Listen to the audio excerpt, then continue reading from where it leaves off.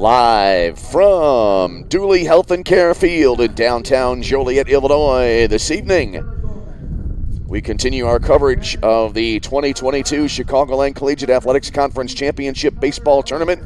As tonight, we will pick up where we left off yesterday as we've been battling the weather literally for the last 48 hours. And tonight it'll be game number 3 of the first round between St. Ambrose and Calumet St. Joseph. More on that, but now the playing of our national anthem.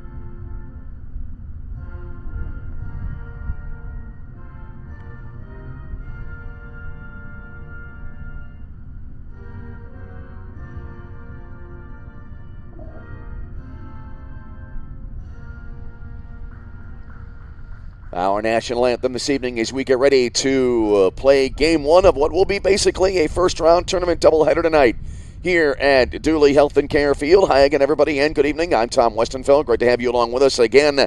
Our first game tonight, we will pick up where we left off yesterday. As yesterday, we were battling the rain all throughout the day, and we were able to get 2 games in yesterday. As in the first game of the tournament, it was St. Francis defeating Roosevelt in a 4-versus-5 matchup. Number 4, St. Francis, winning that game 6-0. And then we had a long delay before the start of game number 2, and that turned out to be the only other game that was able to be played yesterday. And it was number 6, Judson, upsetting number 3, St. Xavier, by a final of 8-1. So now we move on to game number 3. Number 2 seed St. Ambrose at 31-12 on the year against number 7 seed Calumet St. Joseph, coming in at 16 victories and 29 defeats. And then game number 4 coming up right around 9 p.m. We hope to have that start time available to us, as it'll be Calumet, Indiana South Bend, the number 8 seed against the number 1 seed, and really the overwhelming favorite in pre-tournament discussion, as it'll be Indiana South Bend against number 1 seed Olivet Nazarene. But first we have game number 1 of our doubleheader here today. Calumet St. Joseph against St. Ambrose. Calumet St. Joseph will be the visiting team here tonight, as it will be Connor O'Hara getting the start on the mound for St. Ambrose. And just about to get underway, and it'll be Sean Moore, the center fielder, starting things off for Calumet St. Joseph. So O'Hara into the wind. He works, it looks like, out of the stretch all the time. The first pitch missing low. 1-0 the count to Sean Moore. Calumet, a team batting average of .261 coming into the tournament. The 1-0, fastball up high. 2 balls and no strikes. Sean Moore will be followed by the left fielder Nicholas Anderson. That'll be Michael Machnik, the first baseman, batting third, followed by Gabriel Quinones batting fourth and in right field, as there's a called strike. 2 balls and a strike to Sean Moore. Moore this year, a .303 hitter on the year with a home run and 15 runs batted in. O'Hara comes set, and the delivery. This will be lifted into the air, medium deep left field, but playable. The wind, though, playing tricks with the ball, but the ball will be caught in left field for out number 1. A little bit of trouble there for Sean Rigsby in left field, but he was able to make the grab and 1 away here in the Calumet St. Joseph first inning, and that'll bring up Nicholas Anderson.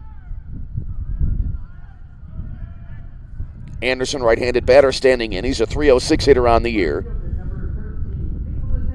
Has a home run and 24 runs batted in. Goes after the first pitch and fouls it off to the right. So he's quickly behind at 0-1. St. Ambrose, the number 2 seed. They had a great year, but just not able to catch up to Olivet Nazarene. They were trying to chase down the Tigers all through the regular season, but they came up short as the next pitch hitting Anderson, it looked like on the left elbow guard there. So a hit batter puts our first base runner of the game on board at first base here in the top of the first inning.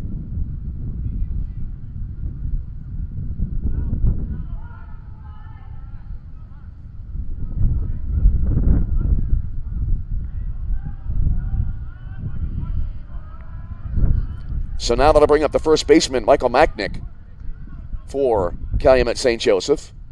And the first pitch to the left-handed hitter, and that'll be a strike called on the outside edge, and it is 0-1. O'Hara coming into the game on the mound, 4-2 with a 2.51 ERA for St. Ambrose. Here's the 0-1 pitch, fouled off to the left side. Quickly, no balls and 2 strikes here. O'Hara this year, 10 appearances during the regular season, 9 in a starting role, 2 complete games, 57 1/3 innings pitched. Next pitch, curveball, actually a fastball with a little bit of movement toward the outside. And it missed outside, and it's a ball and 2 strikes now. Righty versus lefty, and the pitch. Fastball in the dirt, gets away there from home plate a little bit, and that will allow Nicholas Anderson to take second base on a wild pitch. Nate Villagomez behind the plate for St. Ambrose. Was able to kind of keep that ball close, but it got far enough away for the base runner to advance. The count now 2 balls and 2 strikes. There's a fastball again in the dirt. This again will skip away, this time a little bit further away toward the left side on deck circle. And Anderson takes third on a second wild pitch in the inning. Well, O'Hara coming into the game had 4 wild pitches this year. He's increased that total now by 50%, and he now has 6. And the count now 3 balls and 2 strikes. So Calumet with an early threat here. Here's the set now and the delivery. And this will be hit into the air, medium deep right field. The wind clamping it down. Actually, it really is going to clamp it down and only goes out to short right field. Catch was made there by the second baseman for the out, as backing up Mike Snow able to make the catch for the out. So that's a pop out to second base for the second out of the inning. And that'll bring up Gabriel Quinones. Well, I thought that ball would have more carry to it when it came off the bat.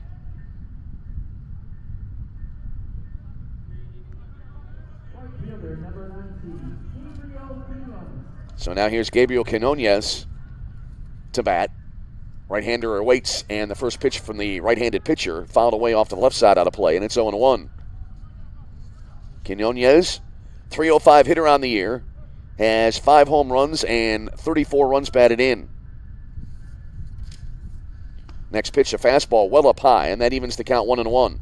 Bubba Davenport will be next. He's the designated hitter. And then Sergio Oliveira is the catcher, batting 6th, followed by Colton Knott at third base, then Cody Wilkins, the shortstop. There's a swing and a fly ball.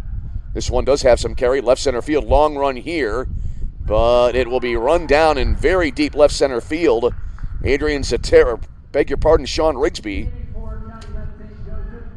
able to run that ball down, and so that will end the inning.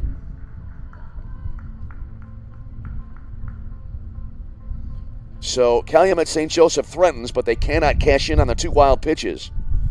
So no runs in the inning, no hits, no errors, 1 runner left on base, and after a half inning, Calumet St. Joseph nothing. St. Ambrose coming to bat. This is CCAC Tournament Baseball.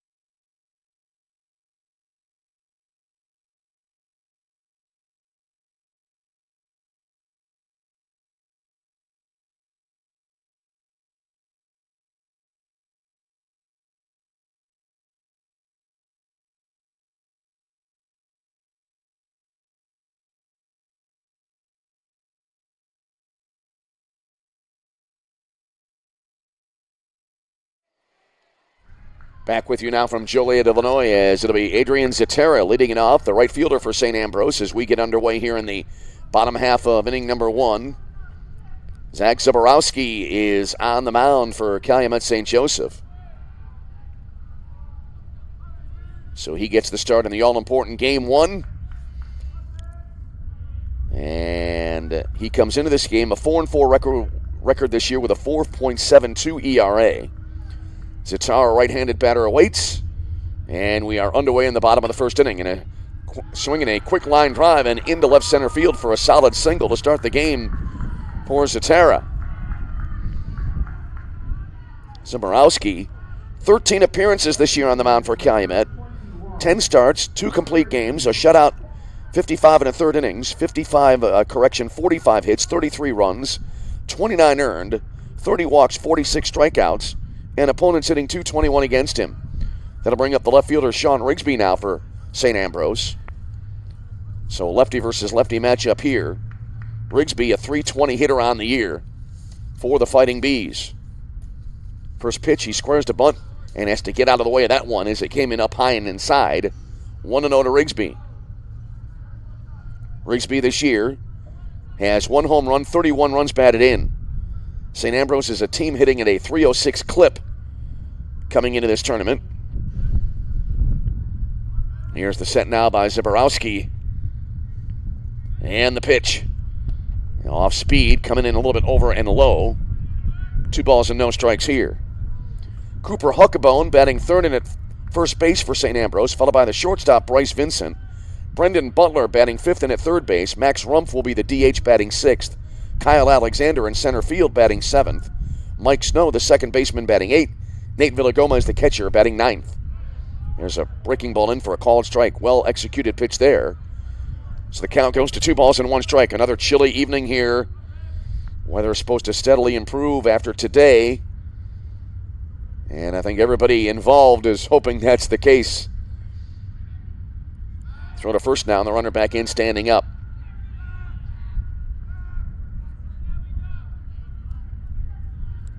Temperature right now checking in at 55 degrees under cloudy skies here in Joliet. Here's the set now by Zaborowski in the pitch. Breaking ball high and tight.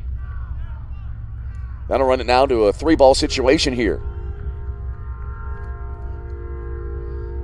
On the board, 3 balls and 1 strike the count. Rigsby back into the batter's box. Lights are on here at Dooley Health and Care Field. 3-1 pitch, breaking ball, upstairs, ball 4. Zatara going to second as Zaborowski issues a walk, and that'll bring up Cooper Huckabone, the first baseman.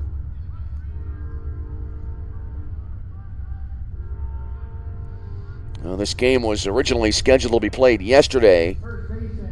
The bracket has really been moved around for this tournament. Huckabone, a .341 hitter on the year, 11 home runs to lead the team, and 45 runs batted in, also leading the team. So Huckabone stands in here with a bona fide opportunity to give his team the early lead. First pitch, and that'll be swung on and fouled away. Rolling just in back into the right of home plate, so 0-1 for Huckabone.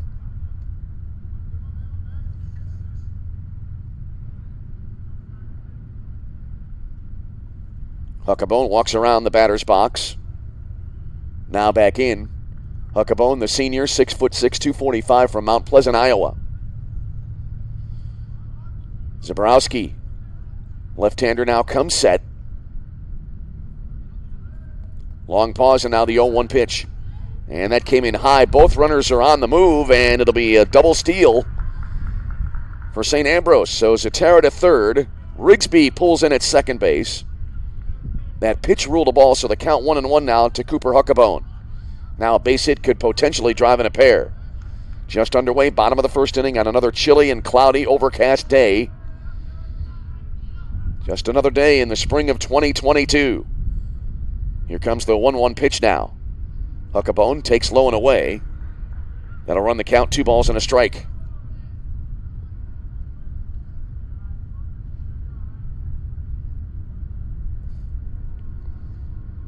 Zaborowski now takes his time here as he gets back on the pitching rubber.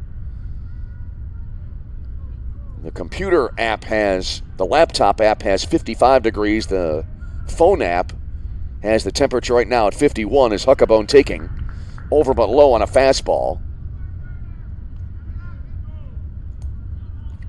And so that now will put the count at, let's see, on the board it has 2 balls and a strike. Huckabone awaits. Long pause and now the pitch. Breaking ball, swing and a miss, and that'll make it a 2-strike situation here.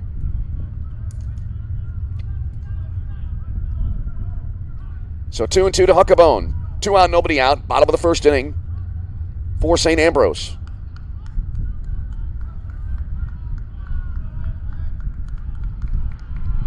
Zaborowski looks in for the sign.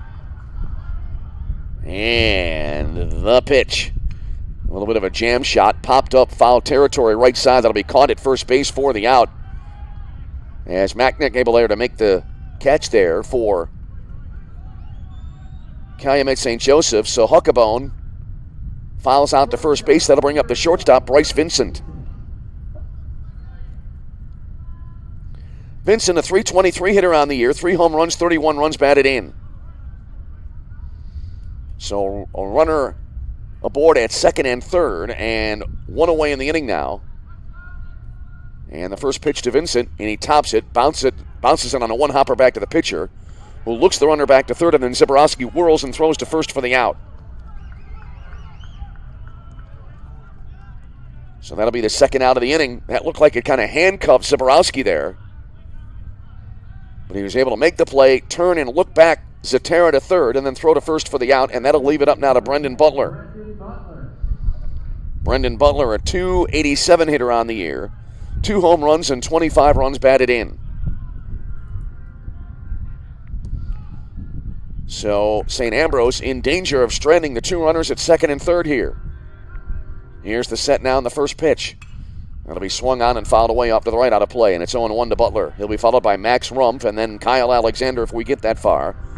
Bottom of the first inning, Zatara led off the inning with a base hit, and then Rigsby walked, and then both advanced on a double steal to second and third. Zatara to third, Rigsby to second. But then Huckabone fouled out, and Vincent grounded back to the pitcher. And now time will be called here. Zaborowski off the rubber, now back on the pitching rubber. Butler, slightly angled stance toward the left side of the infield. Next pitch, swung on, kind of a golf swing into short center field, but playable. And the catch made by Moore, and that'll end the inning, and that ends the threat. And St. Ambrose, they leave a pair in scoring position here in the first inning. So in the inning, no runs, a hit, no errors, 2 left on base. After 1, no score. This is CCAC Tournament Baseball.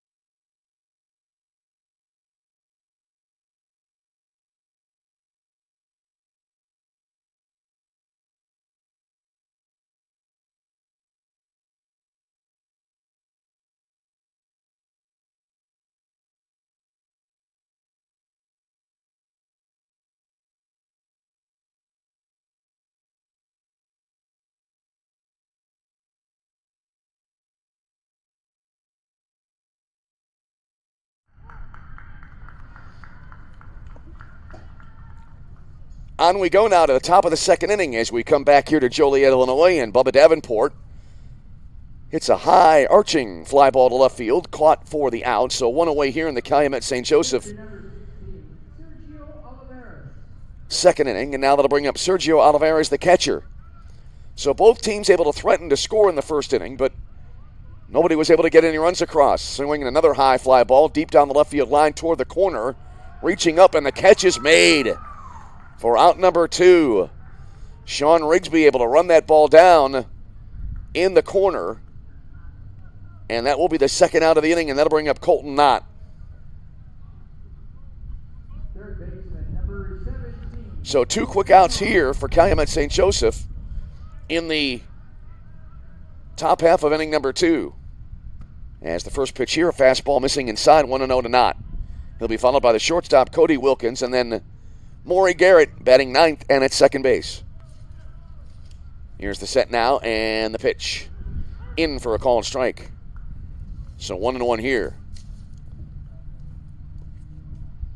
So Connor O'Hara trying to dispatch Calumet St. Joseph in short order here in the second inning. Misses on that next pitch. And the count goes to 2 balls and 1 strike. O'Hara looks in for the sign, working pretty quickly here. Kicks and deals. Swing and a miss. And that'll leave it up 2-2.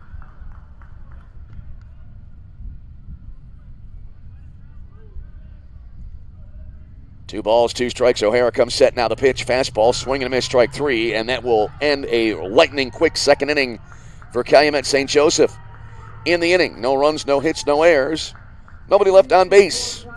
And we go to the bottom of the second inning. No score. This is CCAC Tournament Baseball.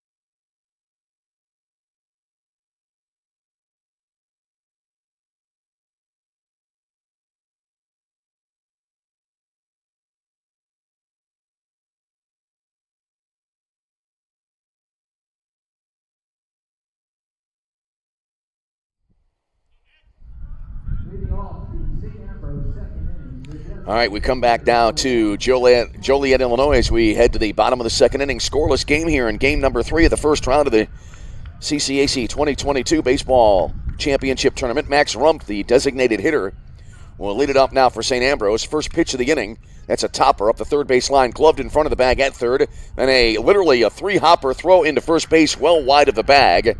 And so Rumpf will be able to reach there. Not at third base, making a good play coming in to glove it, but then kind of like a pitcher overthrowing the ball, a little bit late on the release point, and he literally kind of threw a 3-hopper into the base at first. So Rumpf is aboard. And now that'll bring to the plate Kyle Alexander. That was scored an error at third base. So an E5 there, and now here's Alexander to the plate. The game moving at a quick pace. If we get a chance, we'll tell you about the reworked schedule for this weekend. We'll be playing games on Sunday now. As the first pitch missing up high, 1-0 to Alexander. So tonight we'll have game number 4 at 9 p.m. or around that time between Olivet Nazarene and Indiana South Bend. And then we'll have 4 games tomorrow. We were supposed to have 4 games on each of the first 3 days starting yesterday, but that was scrapped because of the rain. There's a breaking ball, and that'll be up in the zone for a called strike, and it's 1-1. I thought that would miss outside and high, but the umpire calling it right away, so the count goes to 1-1 to Kyle Alexander. So the 4 games tomorrow, we'll have 2 elimination games for you starting at 10 a.m. St. Xavier will play the loser of this ball game here in the first elimination game, as there's a foul ball off to the right out of play. And then in game number 2 tomorrow at 1 p.m., it'll be Roosevelt facing the loser of tonight's second game, which will be game 4 of the first round. So the loser of the Olivet Indiana South Bend game will face Roosevelt in an elimination game tomorrow at 1. Then at 4 and 7, we'll have one in effect are the winner's bracket semifinals. Slow roller left of the mound out towards short, flipped to second for one, relay, and that will sail into the netting behind first base. And let's see if safe was the call there. I was following the flight of the ball as Max Rumpf, a hard slide into second base on that force play, and he was in fact retired.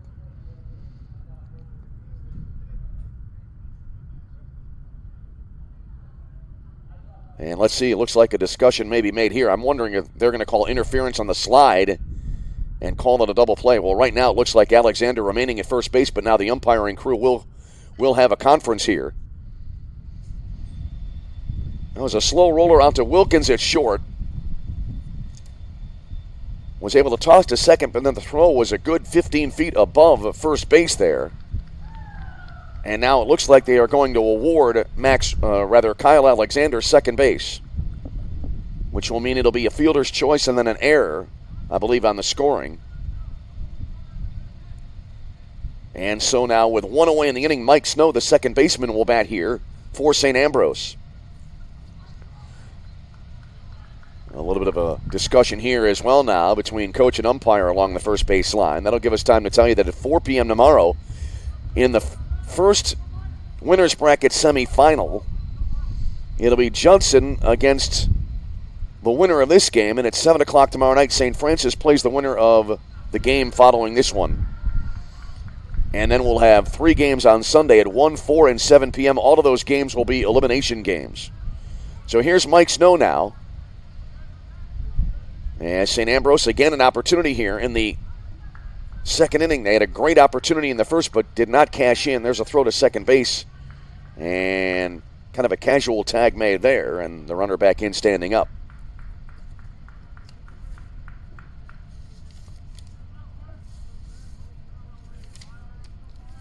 So Snow stands in, right-handed batter. St. Ambrose, 304 runs scored this year during the regular season. Swinging a foul off to the right out of play.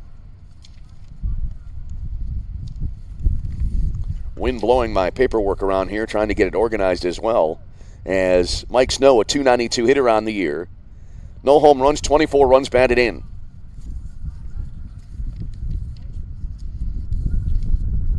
Zaborowski now looks in for the sign. Comes set. And the pitch. Breaking ball. And that looked like it came in a little high. And then the runner going from second to third, and no throw was made. So a stolen base here, and Alexander now to third base.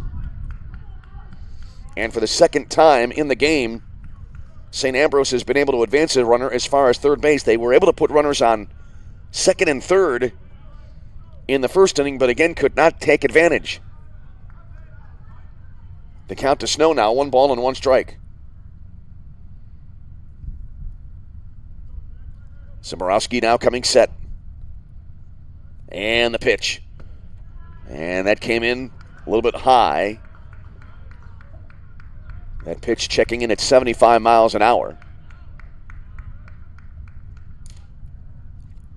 As the count on the board showing now 1-1 strike. Now that cycles through, and it's now 2-1 to Mike Snow. Here's the pause now in the pitch. Fouled straight back. So 2-2 count here for Mike Snow. Nate Villagomez next, then back to the top of the order. Bottom of the second inning, no score in our game between Calumet St. Joseph and St. Ambrose, as we hopefully will be able to complete round number 1 tonight. This game originally was rescheduled to be played today at 4. They backed it up to 6 p.m. There's a swing and a soft liner that'll drop into right field for a base hit. And coming home to score will be Alexander to make it 1-0. Snow sliding into second base, and he's in with an RBI double.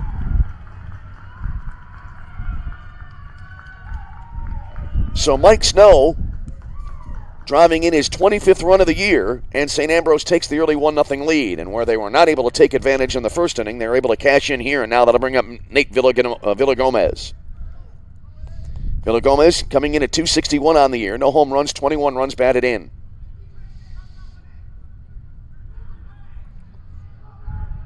So St. Ambrose putting a run up on the board. As Zaborowski coming set now. And the first pitch. Fastball up high, 1-0. St. Ambrose is a team of .419 slugging percentage coming into the game. And a .413 on base percentage. Snow takes the lead off second base. Long pause again, and the pitch. And that'll be in for a called strike on the outer half. 1-1 the count to Nate Villagomez.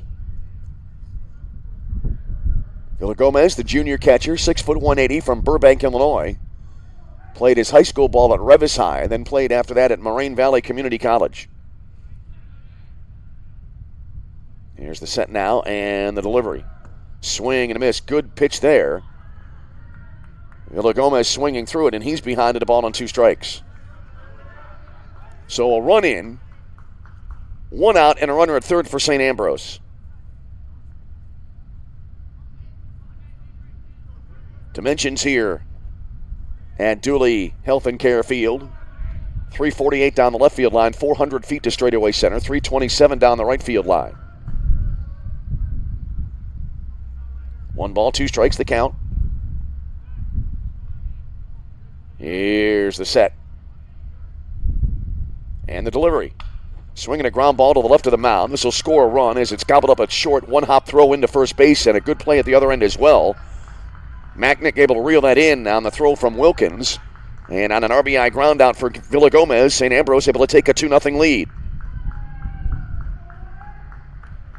So Snow scores from third. There are now 2 down in the inning with nobody on base. Back to the top of the order, and Adrian Zatara. So Zatara now will stand in. He hit a single back in the first inning, advanced as far as third, but was stranded there. All right, here comes the set now. And the pitch from Zaborowski. And that'll be bunted to the right side, foul.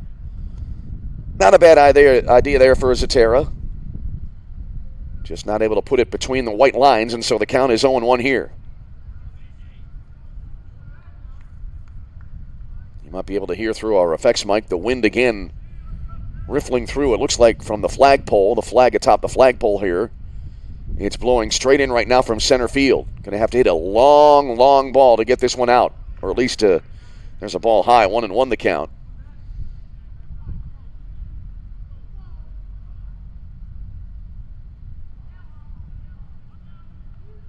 Any ball hit into the air will be tamped down by the wind, you would think. In fact, the wind has played tricks with a couple of fly balls in this game. There's a high pop-up, left side foul territory. Over on the warning track, reaching up, the catch made by Knott at third base, and that'll end the inning. But damage done by St. Ambrose as they pick up 2 runs in the inning. 2 runs on a hit. And there were a couple of errors in the inning, and nobody left on base. And we go to the top of the third inning. It is St. Ambrose 2, Calumet St. Joseph nothing. You're tuned to CCAC Tournament Baseball.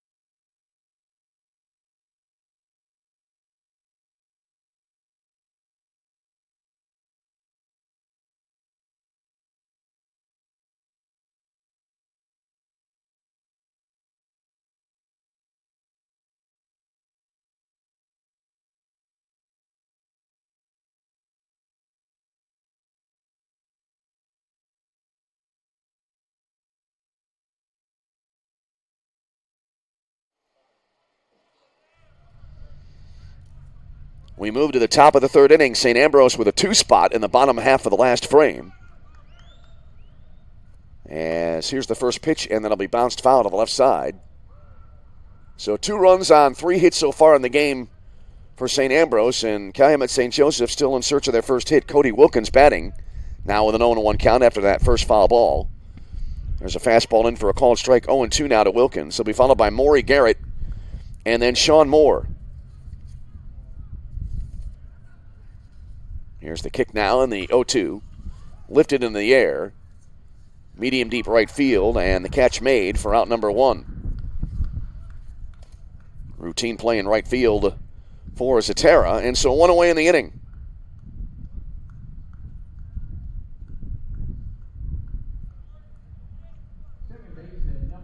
So now they'll bring up the second baseman, Maury Garrett, as we hit the number 9 batter in the lineup for Calumet St. Joseph. Calumet, as we said earlier, a .261 team batting average coming into the ball game. First pitch here, a fastball in letter high for a called strike, and it's 0-1. Calumet with a .352 on-base percentage and a .364 slugging percentage this year.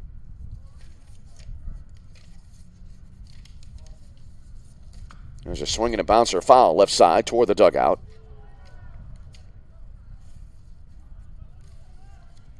So 0-2 to Maury Garrett.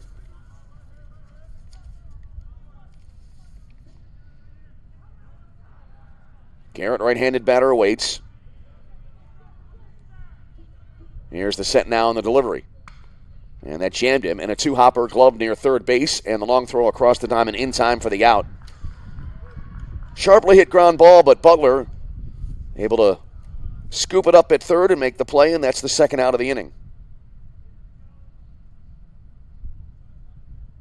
So 2 up, 2 down, and now back to the top of the order, and Sean Moore for Calumet St. Joseph. Moore 0 for 1. He flied out to Rigsby in left field his first time up. So we play here in the top of the third inning. 2 out, nobody on base. St. Ambrose a 2-0 lead. Here's the first pitch coming into Moore. Fastball high and outside, so it's 1-0. Nicholas Anderson will be next if the inning continues. Lefty versus righty here. Lefty batter, righty pitcher. As the pitch coming in low to make it 1-1.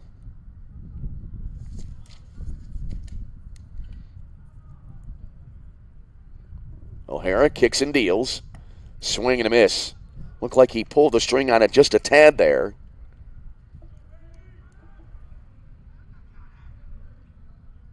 As O'Hara again looking to retire Calumet St. Joseph in order for a second straight inning. That next pitch missing outside. So it's 3-1. So O'Hara in danger of losing that opportunity for a 1-2-3 inning. 3-1 to Moore. Here's the delivery. Moore taking all the way, a strike on the inner half.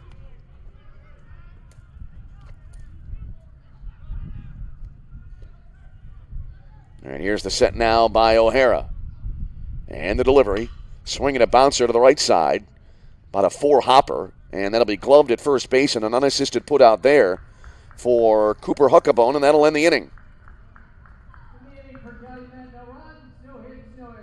So for the second straight inning, the Crimson Wave retired in order, as in the frame. No runs, no hits, no errors. Nobody left on base. And we head to the bottom of the third inning. It is St. Ambrose 2, Calumet St. Joseph nothing. You're tuned to CCAC Tournament Baseball.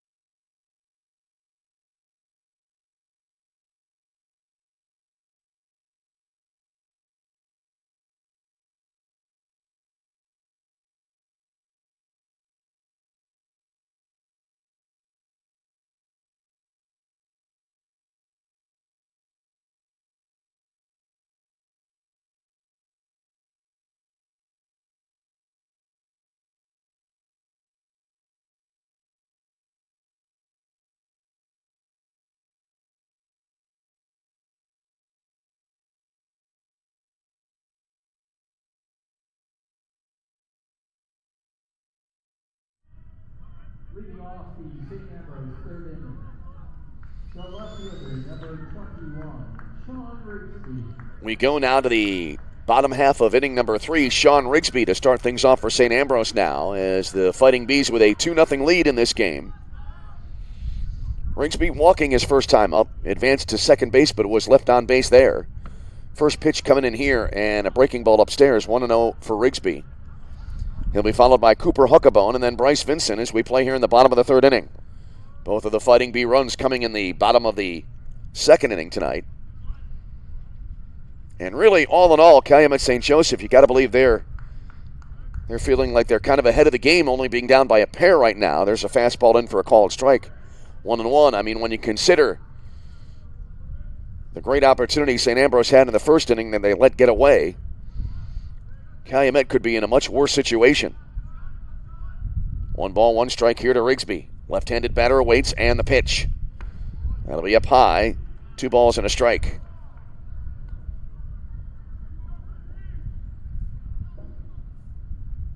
Rigsby stepping back now, back into the batter's box. Windmills the bat around a couple of times. Now he is ready and waiting. And the delivery. Swinging a foul ball. I believe that hit the helmet of the catcher there. Bounced back, but Oliveira's behind the plate, none the worse for wear there. As now a 2-2 count to Sean Rigsby.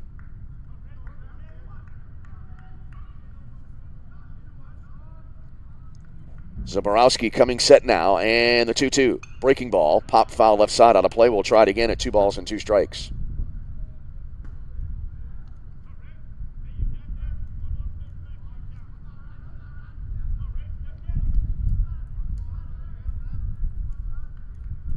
Well, we talked about at the top of the broadcast how St. Ambrose, a great season, but not able to track down Olivet Nazarene.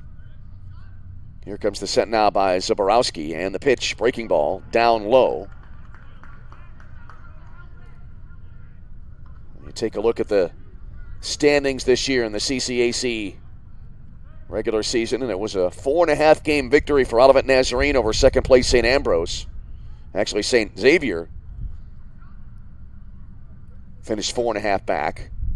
Here's a swing and a high pop-up on the infield. Who wants it?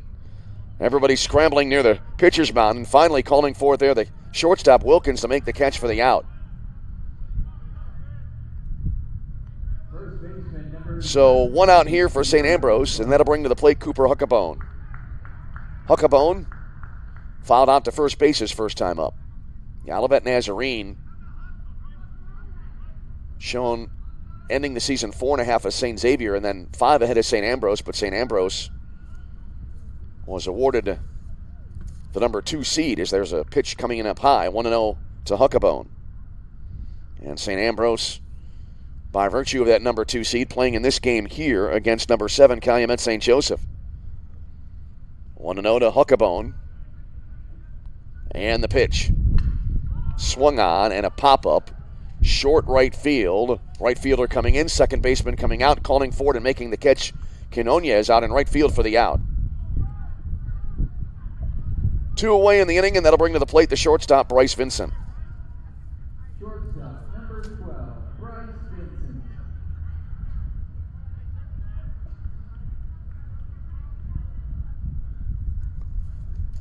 So Vincent now will try to extend the inning. He grounded back to the pitcher his first time up.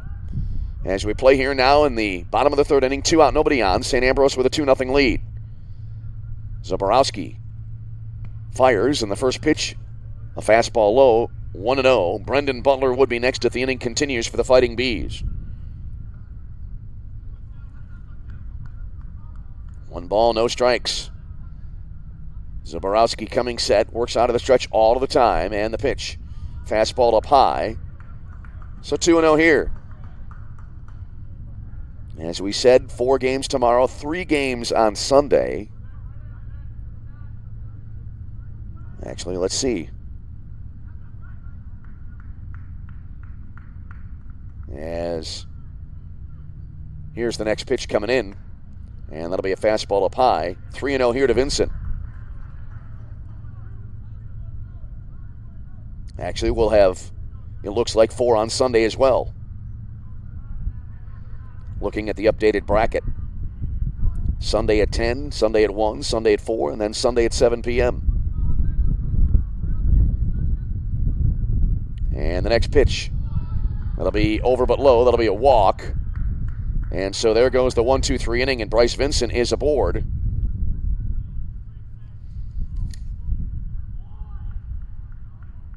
Yeah, I've actually got 2 versions of the bracket here. One with Game 12 Sunday at 7, one with Game 12 Monday at 4.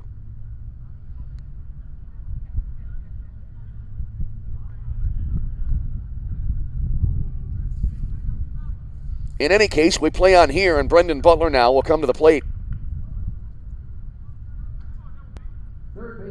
Is on that play now. Bryce Vincent, that ball getting away from home plate after ball 4, and Vincent was able to advance all the way to second base. So here's Butler now, who lined out to center field his first time up. Another chance for the Bees with a runner in scoring position. There's a fastball up high, 1-0.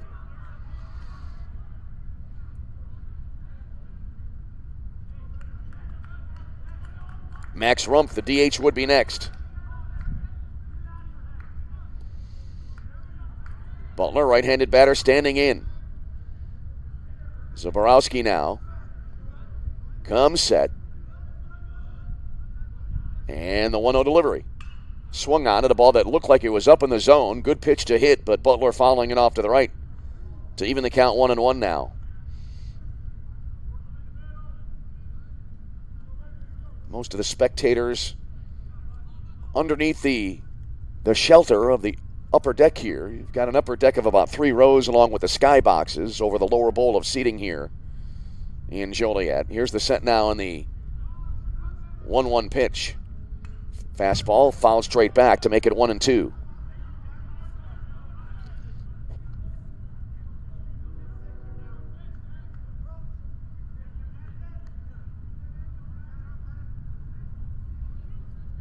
Butler back into the batter's box.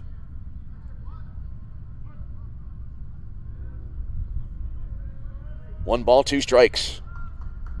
Here's the set now by Zaborowski. And the delivery. A little bit of a hanger, but it's popped up on the infield right side. And calling for it, backpedaling a step or 2, and then Garrett able to make the catch to end the inning.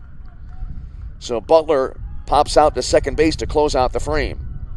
In the inning, no runs, no hits, a walk, no errors. 1 left on base, and after 3 complete, it is St. Ambrose 2 and Calumet St. Joseph nothing. You're tuned to CCAC Tournament Baseball.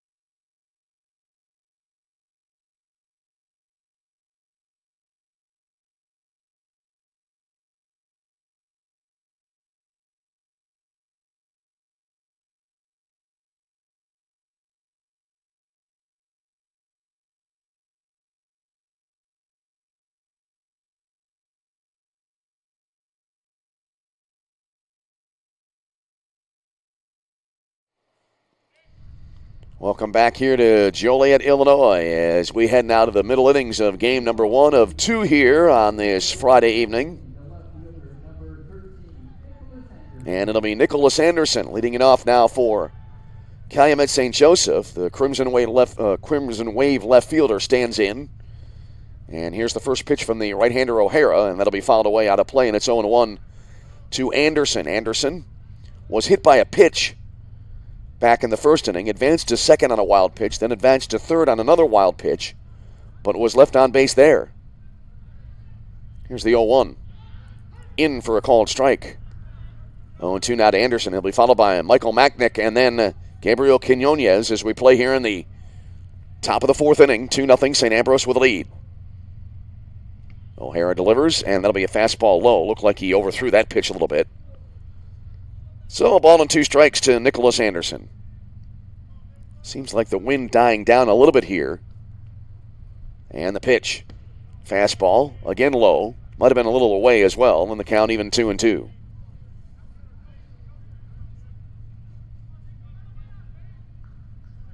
Two balls, 2 strikes. O'Hara to Anderson. The pitch is en route. That's a topper and a chopper out toward the mound. O'Hara gloves in front of the mound, then throws high to first base.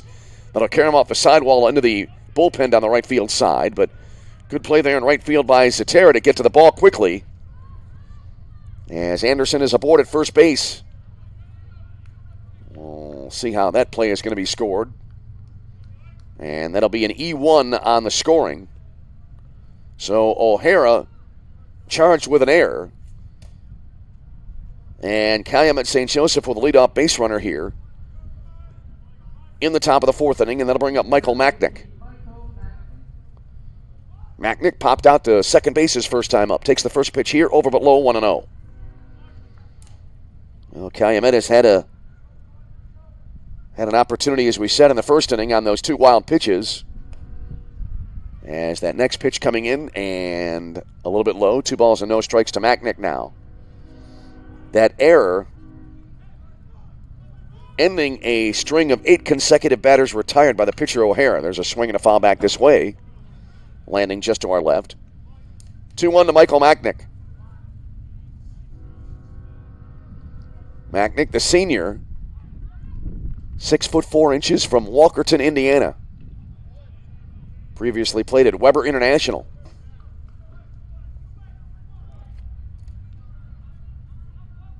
Two balls, 2 strikes, the count now. O'Hara comes set.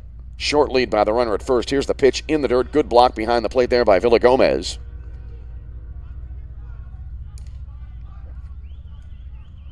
And that will push the count to 3-2. So a payoff pitch coming up. O'Hara again working quickly, even with a runner on base. That pitch, a fastball down low, ball 4. So an error and then a walk. And O'Hara, who committed the error, making a little bit of a difficult situation for himself here, as here's Gabriel Quinones. Quinones flied out to left field his first time up. So an opportunity here, tying runs on base for the Crimson Wave. O'Hara steps off the rubber now. Now quickly back on the slab. And he'll come into the stretch now. First pitch, fastball, knocked down by Villagomez. Ball kind of squirted away a little bit toward the left of home plate, but Villagomez able to recover. And at second base there, Anderson staying put. He was kind of off the bag there, making a move at second base, but it went back to the base. Next pitch is swinging a ground ball up the middle into center field for a base hit. Here's Anderson rounding third. He'll be waved home. Here's the throw into the plate. One hopping in, but not in time, and Calumet St. Joseph on the board. Nicholas Anderson scoring. Quinones with an RBI single. On the play, Machnick goes to second base, and it's a 2-1 ball game. Well, good job by the Crimson Wave there to take advantage of the error. That leads directly to a run. Now here's Bubba Davenport, the DH, who flied out to left field his first time up. Here's the set now by O'Hara. Tying run in scoring position for the Crimson Wave. And the first pitch missing inside, 1-0.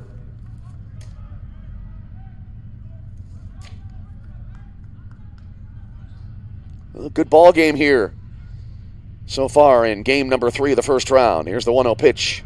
Low and outside. 2 balls and no strikes to Davenport. He'll be followed by Sergio Olivares and then Colton Knott. As we play here in the top of the 4th inning, 2-1 ball game. St. Ambrose now their lead cut in half here in the 4th inning. Here comes the set now by O'Hara, and the pitch. Swung on, lifted into the air. Fairly deep right center field. Who wants it? Kyle Alexander, I believe, out there making the catch. As the runner from second will tag, he will go to third base. So Machnick to third. Davenport flies to fairly deep center field. And that's out number 1 in the inning.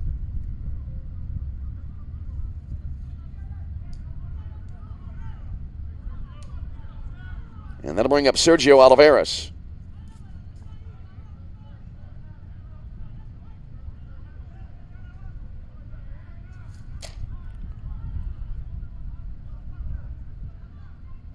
And here's the first pitch now. That's behind the batter, and I believe they're going to call it a hit by a pitch. So now that'll load the bases.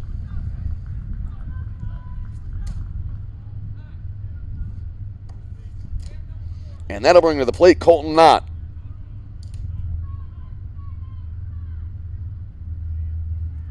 So Connor O'Hara seemed to be sailing along, allowing just the one base runner through the first 3 innings. That was the runner that reached on a hit by a pitch in the first inning. But now he's hit his second batter here. Here's Colton Knott batting with the bases loaded. Tying run at third, go-ahead run in scoring position at second now for the Crimson Wave. Not a wide stance, angled sharply. Now he'll step back toward the front foot closer to the plate as he'll step back as the pitch approaches, and he took the first pitch. And now a meeting at the mound here for St. Ambrose as the count 1-0 to Colton Knott.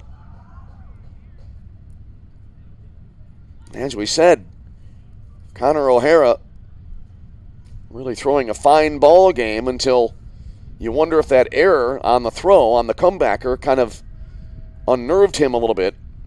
And since then, he has been going through some difficult times here in the 4th inning. Meeting continuing on the mound for St. Ambrose. Game number 4 tonight, right around 9 p.m., the scheduled start time. Game number 4, the first round. Game number 2 today.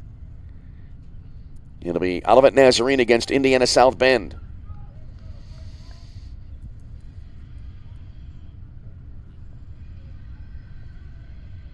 All right, Colton Knott now back into the batter's box.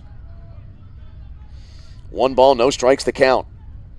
O'Hara looking to keep his team in the lead here. It's going to be a tough assignment as the next pitch missing outside, 2-0. No place to put Knott here as the bases are loaded with Crimson Wave. Cody Wilkins, the shortstop, will be next unless there's a double play here, which is a possibility. Here's the 2-0 pitch. Up high, 3 balls and no strikes.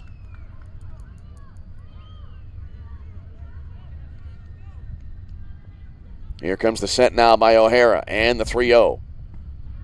And that'll be right down the middle, not taking all the way there.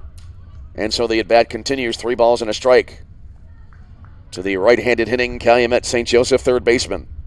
Here's the 3-1, swung on, hit in the air, down the right field side, and that'll curl foul out of play. So it goes to 3-2. O'Hara coming back in this at-bat right now.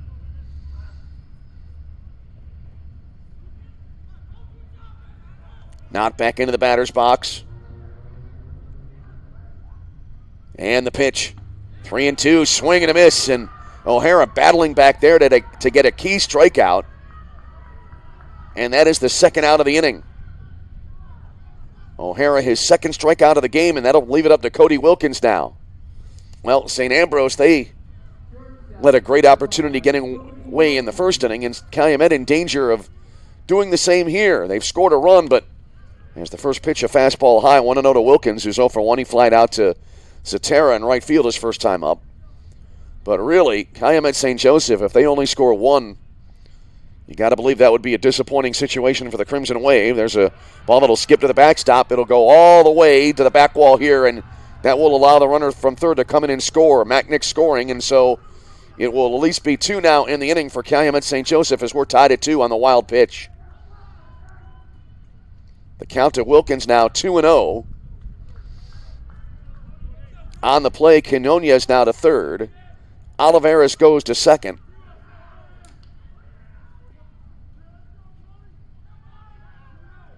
And now runners at second and third. And the next pitch coming in for a called strike, 2-1. Oh, what a rough inning for O'Hara. Started out with an error. Then he issued a walk. He's hit a batter. And now he uncorks a wild pitch that allows Calumet to tie the game. Swinging a foul to the right side out of play. So 2-2 here to Cody Wilkins. And we have a new ball game here in the 4th inning. 2 balls, 2 strikes, and the pitch. Swing and a miss. Great pitch there. Drop third strike, and the throw to first base will be in time to end the inning. And so Wilkins strikes out, but Calumet St. Joseph coming back with a pair of runs in the inning. They get 2 runs on 1 hit. There was an error, a hit batter, a wild pitch, and 2 left on base, and we go to the bottom of the 4th inning. And just like that, we have a new ball game. We're tied at 2. This is CCAC Tournament Baseball.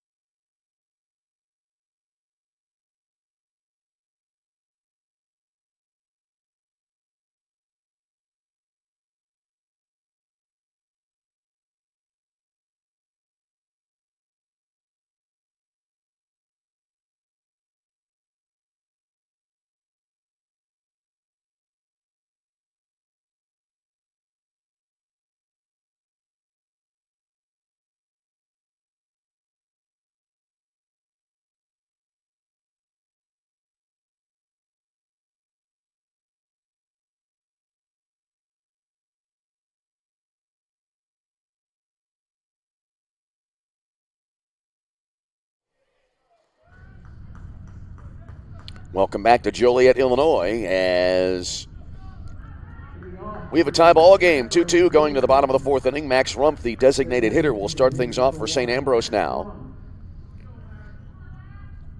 As Calumet St. Joseph, a little bit of a new lease on life after pulling even in the first pitch here from Zaborowski. It will be up high on a breaking ball, 1-0 to Max Rumpf. Rumpf 0 for 1, but he did reach on an error back in the 2nd inning. We have 4 combined errors in the game. 3 for Calumet, 1 for St. Ambrose. There's a swing and a high fly ball. Kind of taking the wind, taking it toward right center field, and the catch made by Moore in center, and that will be out number 1.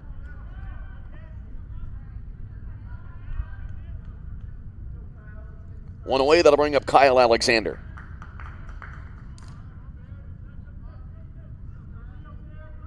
Center fielder number 15, Kyle Alexander.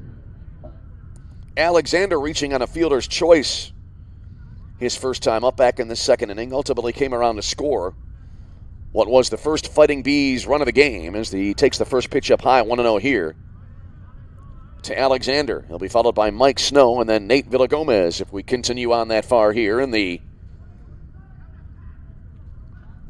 bottom half of inning number 4. 2-2 ball game in game number 3 of the first round of this tournament. Breaking ball, and that'll be a topper and a chopper to short. Glove there, and then dropped by Wilkins on the 3rd hop at short, and so Alexander will be aboard. And that will send Mike Snow to the plate with 1 on and 1 out here for St. Ambrose in the bottom of the 4th inning. So Alexander charged with an error. Number 5, Mike Snow. And that is the 4th Calumet St. Joseph error of the ball game.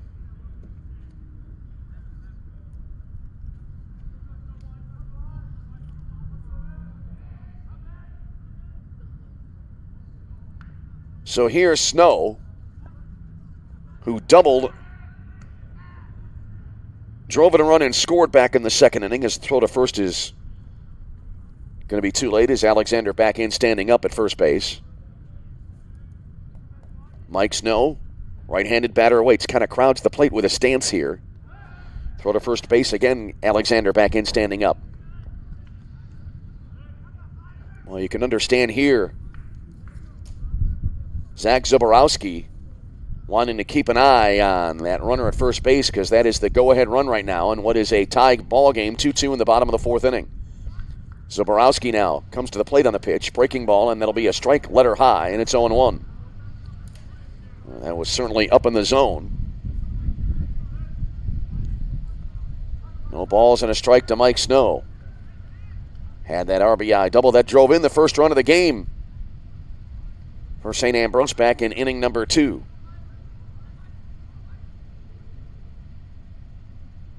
Here's the set and the 0-1. Alexander going. The pitch was up high. The throw coming into the third base side of the bag. And so Kyle Alexander in scoring position after the stolen base.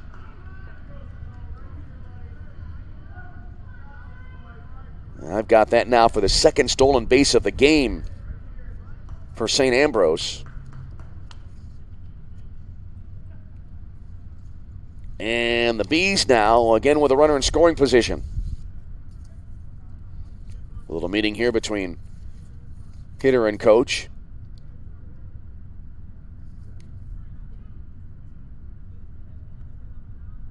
Alexander now with 25 stolen bases on the season. Actually make it now 26 as he has stole 2 bases in the game.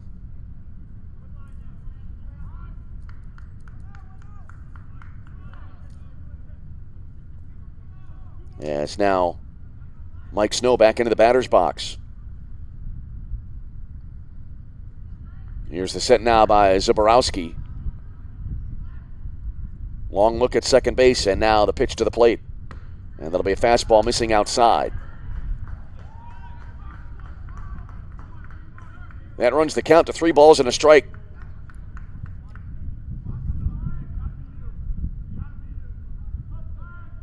Snow stands in.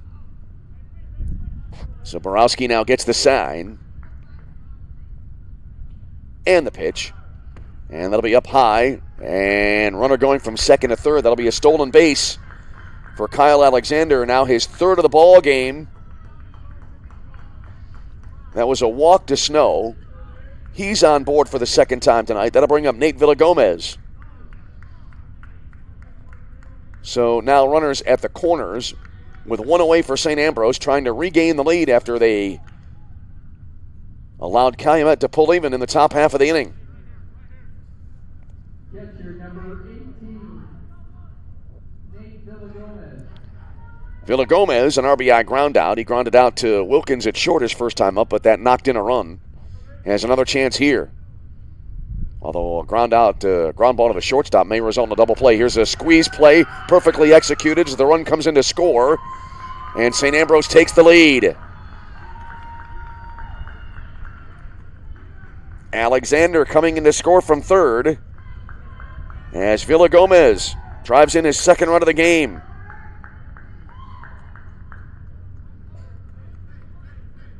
And now on the play, Mike Snow going to second. It's a 3-2 St. Ambrose lead. That was brilliantly executed there. And that'll bring us back to the top of the St. Ambrose order and Adrian Zatara.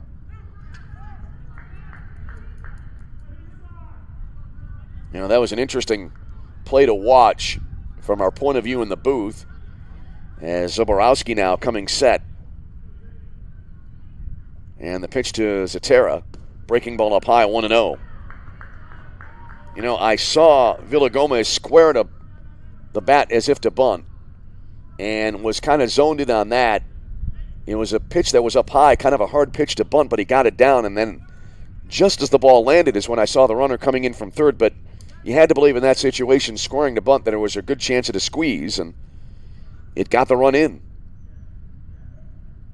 There's a swing and a high pop-up right side of the infield behind the bag at first base. The catch made by Macknick.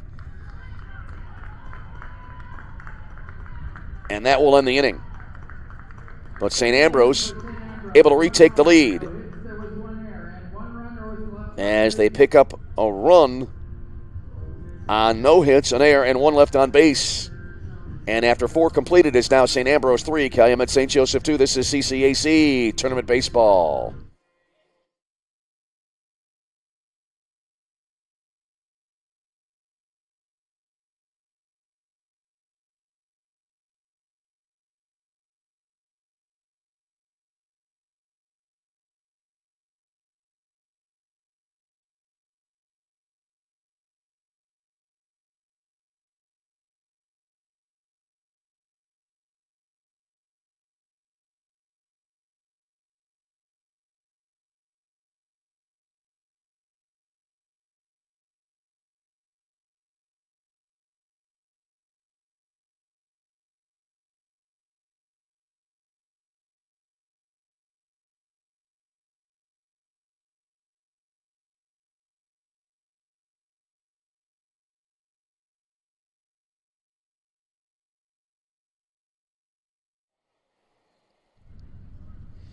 So just like that, as we come back to Joliet, Illinois, St. Ambrose able to grab the lead right back after Calumet St. Joseph tied the game with a pair in the fourth inning. Maury Garrett, the second baseman, to lead it off now here for Calumet St. Joseph in a 3-2 game, and he drills the first pitch right back up the middle and into center field for a base hit. So Garrett now 1 for 2 in the ball game as he's on board for the first time tonight. Back to the top of the order, and Sean Moore, the center fielder now for the Crimson Wave. Moore 0 for 2. He's flied out to left and grounded out unassisted to first base. So Moore stands in now, tying run aboard right away here for the Wave in the fifth inning. There's a bunt halfway to the mound, picked up here by O'Hara. Fires to first base, close play, and they don't get him. Sean Moore motoring up the first base line, able to beat the throw, and everybody's safe. Maury Garrett to second. Now a little bit of a discussion here.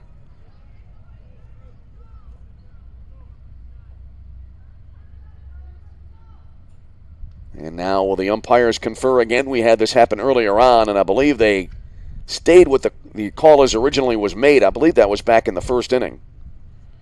And so they'll confer here, and the call is safe. I know most coaches in that situation, at the very least, they want to ask the umpire to maybe get a little bit of help. But the call has been made. And now runners at first and second with nobody out for Calumet St. Joseph. That'll bring to the plate now Nicholas Anderson, who's been hit by a pitch and also reached on an error. Here's the set now by Connor O'Hara. First pitch, jam shot, swung and missed. Throw down to third base. It'll go into left field. And that throwing error will allow a run to score, and we're tied up again at 3.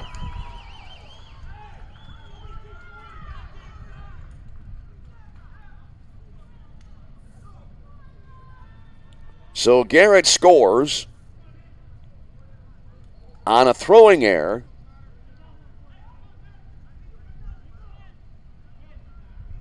Sean Moore to second. Nicholas Anderson remaining at the plate now. And here's the pitch coming in from O'Hara. In the dirt. Good stop behind the plate by Villagomez there.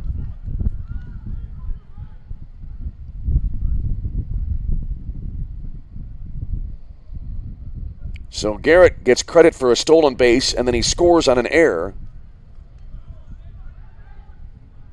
So an unearned run there. And both teams kind of tossing the ball around a little bit with some abandon here in this game. There's a ball low and away. So the count on the scoreboard now, 2 balls and a strike.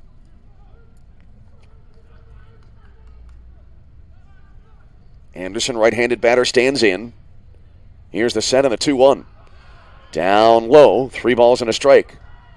And again, a brief reminder, when we say in the dirt or edge of the outfield grass or infield grass, that's just a kind of in a manner of speaking, because this is an all-turf field here in Joliet. Next pitch swung on, bounce to the shortstop.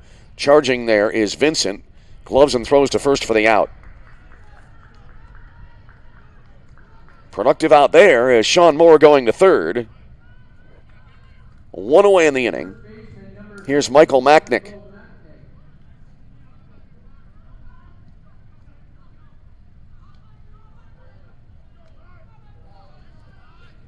Macknick is now 0 for 1 in a walk and a run scored. First pitch to him. Swing and a miss, and it's 0-1.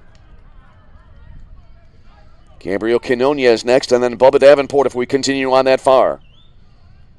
So now a 3-3 ball game here in the top of the 5th inning. Swing and a foul left side. 0-2 here.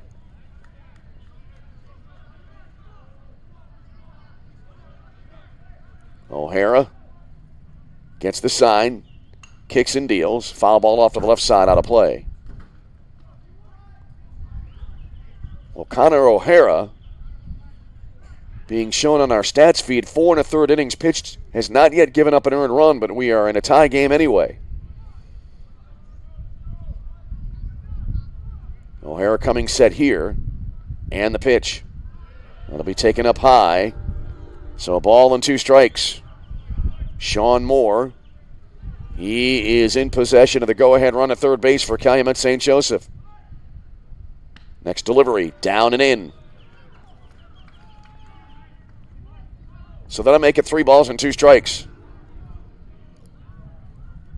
Macknick awakes. And the payoff. Ball 4 high. Or was it ball 4? 3 and 2 was on the board. And that is ball 4. Macknick was not even sure about whether or not that was a walk. But he is on base here. And now here's Gabriel Quinones. Right fielder, number 19, Gabriel Quinones. Connor O'Hara, his second walk of the ball game. Here's Quinones now, who was flying to left and also picked up an RBI on a single. Takes the first pitch outside, 1-0. A good back-and-forth ball game here in game 1 of our round 1 doubleheader here on this Friday night. Here's the 1-0 pitch. Swung on, that ball kind of coming inside, and it's lifted into the air toward short left field. And the catch there made. Runner from third tagging up. Throw to the plate. Tag attempted, but not made, and the run scores. Rigsby made a nice throw, but it was a little bit out in front of the plate. Villagomez fielding it, and then tried to reach back and make the play, but could not do so, and Calumet St. Joseph taking the lead.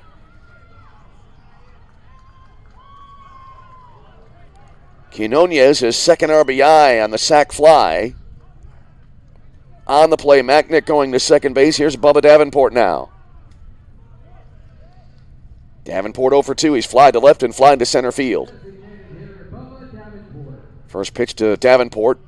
Misses inside, and it's 1-0.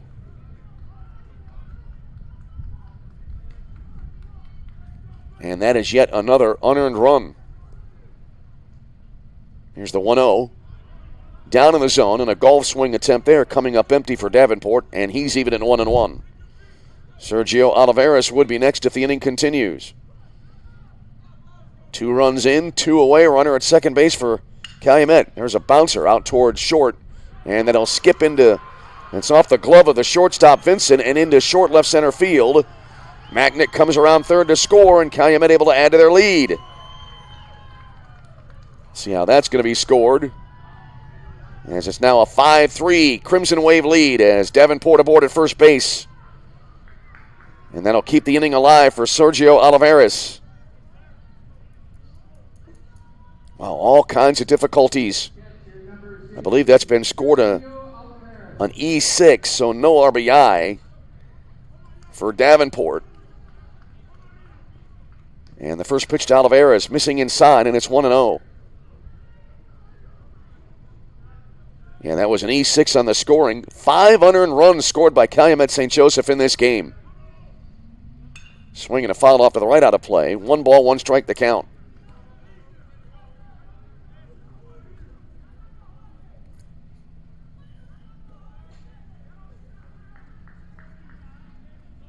Olivares, right-handed batter. Never did leave the box, it looked like. Here's the 1-1. Good pitch. Looked like movement and off speed, and Olivares swinging through it. He's behind at 1-2. So 3 runs in, and a runner at first base. 2 down in the inning. There's a swing and a miss, strike 3, and that will close out a really difficult inning for St. Ambrose. As in the inning, they score 3 times. They get 2 hits in the frame. There were 2 errors and a runner left on base halfway home in game number 1 tonight. And it is Calumet St. Joseph leading at 5-3 over St. Ambrose. This is CCAC Tournament Baseball.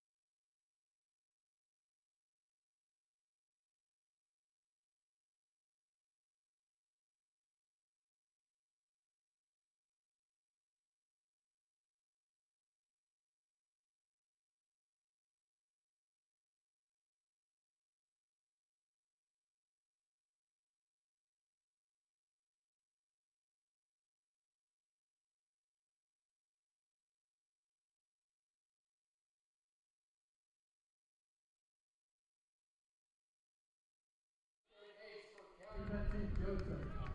Number 8, Hayden Ortiz.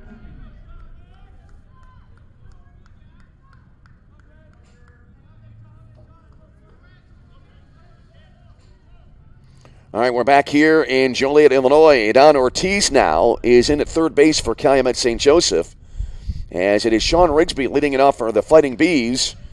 And the first pitch is going to be in for a called strike on the outside edge. 0-1 now to Sean Rigsby, who's walked and popped out to shortstop in the game. And right now, Calumet St. Joseph, the number 7 seed, giving the number 2 seeded Fighting Bees all they can handle in this game. Here's the next pitch, a floater. Coming in up high, 1-1 now to Rigsby. Rigsby, as we said, 0 for 1, walked in the first inning, popped out to the shortstop back in inning number 3. 5-3 ball game. St. Ambrose, some generous defense, allowing 5 unearned runs for Calumet. There's a called strike. 1-2 now to Rigsby. We've had 7 combined errors in the game, 4 by Calumet St. Joseph, 3 by St. Ambrose. Here's the set now by Zach Zaborowski. And the pitch.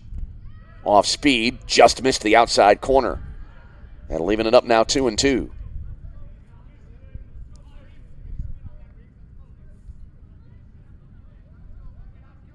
Zaborowski off the rubber, now back on. Lights have been on since before the ball game began. Not yet taking full effect here. As this next pitch swung on and fouled off the left side out of play.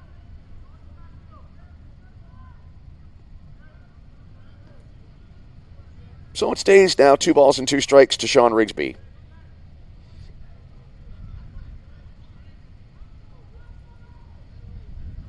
Zaborowski, left-hander. Comes set now. The 2-2. And that'll be upstairs. Running the count full to 3 balls and 2 strikes. It'll be Rigsby, Huckabone, and Bryce Vincent due up for St. Ambrose in this bottom of the 5th inning. That last pitch coming in at 74 miles an hour. 3 balls and 2 strikes. And the payoff. Taking high, ball 4, and so a leadoff walk for St. Ambrose, and that'll bring the tying run to the plate now for the Bees.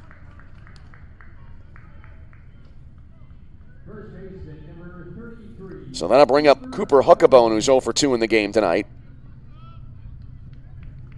Zaborowski there issuing his 4th walk of the ball game. And now meeting on the mound as there is action in the Crimson Wave bullpen right now. Looks like they're just starting to start their warm-up pitches. So Zaborowski likely will at least have to stay in the game for the time being. Game number 4 of round number 1, which is game number 2 of the second day of the tournament coming up next. That'll be Olivet Nazarene against Indiana South Bend. Coming up tonight here, as we'll have some late-night baseball, it looks like, here on this Friday evening.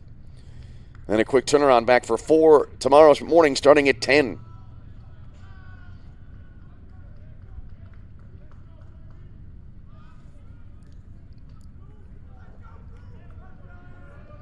So here's Cooper Huckabone, who was fouled out to first base and flied to right field. Here's the set now by Zaborowski. And the pitch to the plate. Well, and that jammed him, and Huckabone pulls it foul up the third base line. So he's behind at 0-1.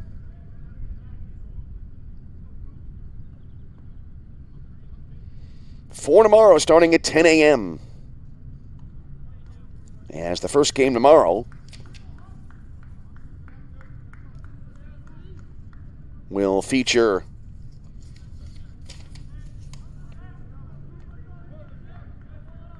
St. Xavier against the loser of this ball game.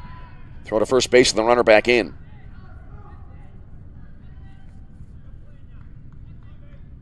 Well, right now, if this score holds, 2 of the top 3 seeds in the tournament will be relegated to the bottom part of the bracket. So Borowski comes to the plate here now, and that'll be up high for a ball to make it 1 ball and 1 strike to Cooper Huckabone. 5 runs, 3 hits, 4 errors for Calumet. 3 runs, 2 hits, 3 errors for St. Ambrose in this game. Bottom of the 5th inning. Borowski now kicks and deals. That jammed him again, and Huckabone fouls it back. I like the approach here by Zoborowski and Oliveira's the battery here. They are feeding Huckabone a steady diet of inside pitches that he's not really able to do much with. 1 ball, 2 strikes. Here's the set now. And the pitch. That's up high, and it's pulled foul. Up high in the zone, pulled foul, third base side. So it stays 1-2 to the St. Ambrose first baseman. Well, for the first time we see, I think, some patches of clear sky, although that might also be kind of 2 decks of gray clouds overhead. It's supposed to be a little bit warmer tomorrow, high in the low 60s. It's going to really warm up, so they say, next week. Breaking ball here coming in up high. And the runner, Rigsby, going to second and stealing second without a throw. So Rigsby has stolen base. He's in the scoring position now. 2 balls and 2 strikes to Cooper Huckabone here.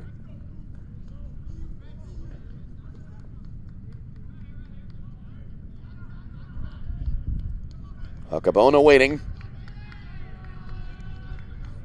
And look back at second. And now the pitch to the plate. Huckabone going after this one. Hits it very high into the air. Short left center field. And the ball will be caught for the out in left field there by Anderson. And so that's the first out of the inning.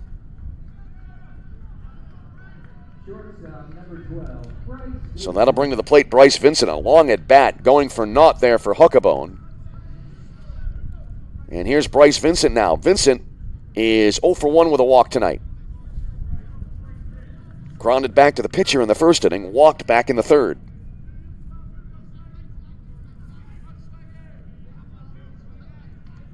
Zoborowski now looking in for the sign.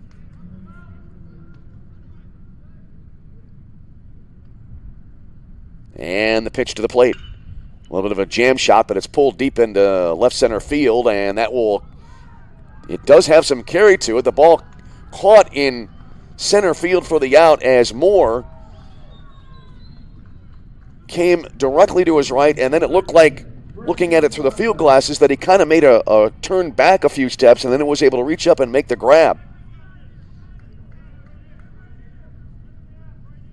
So an indirect route by Moore, but he's able to haul it in, and now that'll bring up to the plate Brendan Butler.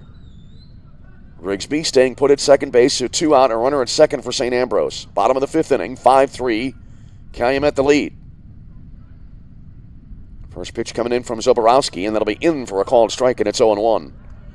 Butler has lined to center and popped out to second base tonight.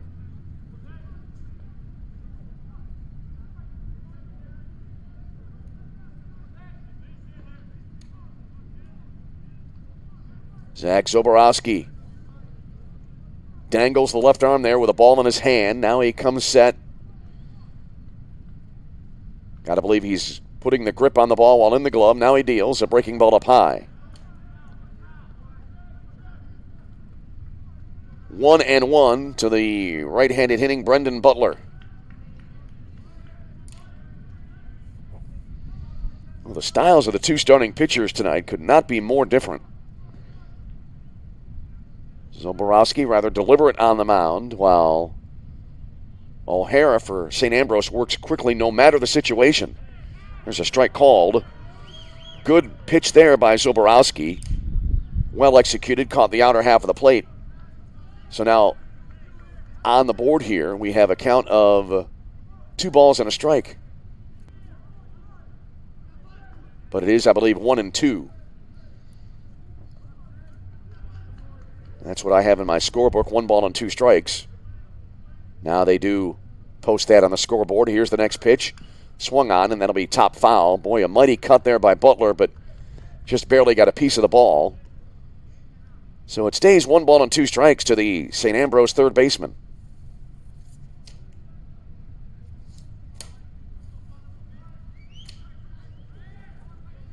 Butler back into the batter's box. Slightly angled stance toward the third base side of the diamond. 1 ball, 2 strikes. So Borowski looks in. And now the pitch to the plate. Swung on and a bouncer left of the mound.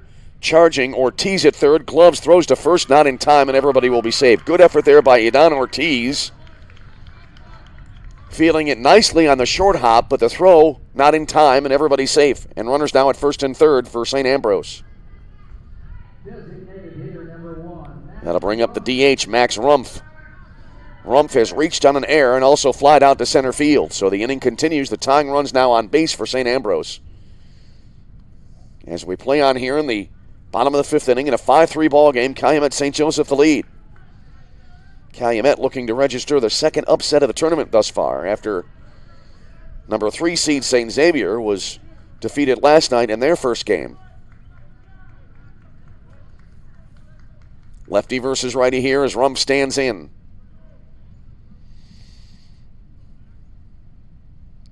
The set and the pitch. And it'll be a called strike on the inner half. Good pitch there by Zoborowski, and the count, no balls and 1 strike to Max Rumpf. Kyle Alexander, the center fielder, would be next. Runners take their leads at first and third. Rigsby at third, Butler at first.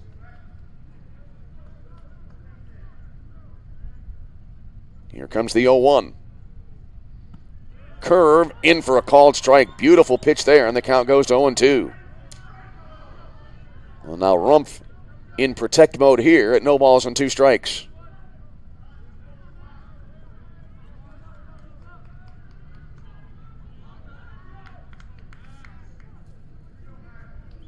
Rumpf, the back foot of the back, just inside the back line of the batter's box. Here's the set now and the delivery. Swung on and a pop-up right side foul territory toward the bullpen, and that'll be, I believe, out of play. Thought for a minute it might have hit the sidewall there and bounced off of that toward the bullpen, but it was out of play. And Rumpf continuing on in the at-bat at no balls and 2 strikes now. 1 more game tonight, then 4 coming up tomorrow. And then 4 on Sunday. As with the weather, we will now be racing to get this tournament in.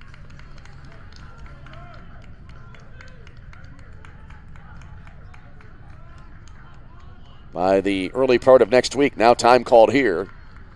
And Zoborowski stepping off the rubber. Bottom of the 5th inning, we're an hour 40 minutes into this game. Here's the set and the pitch. That'll be down low. Good block behind the plate by Olivares. Keeping the ball in front of him as the count to Rumpf now runs to 1 ball and 2 strikes. That pitch, a slow curve coming in at 67 miles an hour there.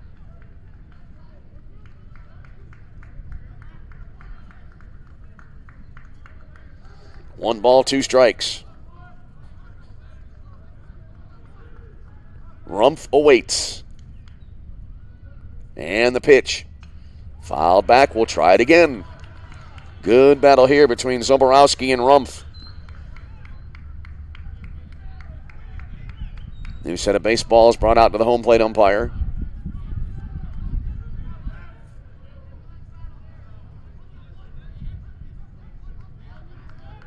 Rumpf stands in. 1 ball and 2 strikes. Zoborowski comes set. And the pitch. Fastball down low. Runner from first will go to second without a throw. So Brendan Butler stealing second.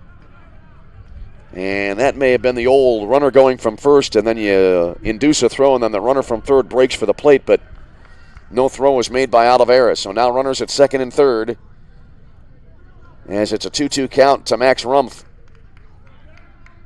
Kind of a crucial point of this ball game here in the middle inning. Here comes the 2-2 offering. And was up in the zone. A little bit of a hanger, but it's popped up left side and out of play. So we'll continue on. 2 balls, 2 strikes, 2 on, 2 out. St. Ambrose trailing it by 2, 5-3 the score in the bottom of the 5th inning.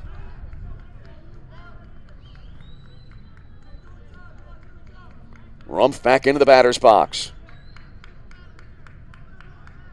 2 balls, 2 strikes. Here's the set. And the pitch. Fastball popped up in the air, right center field. 3 players converging on it and calling for it, and the catch made in right field by Quinones, and that will end the inning. So another prolonged at bat, but on an out for Rumpf, and that ends the inning.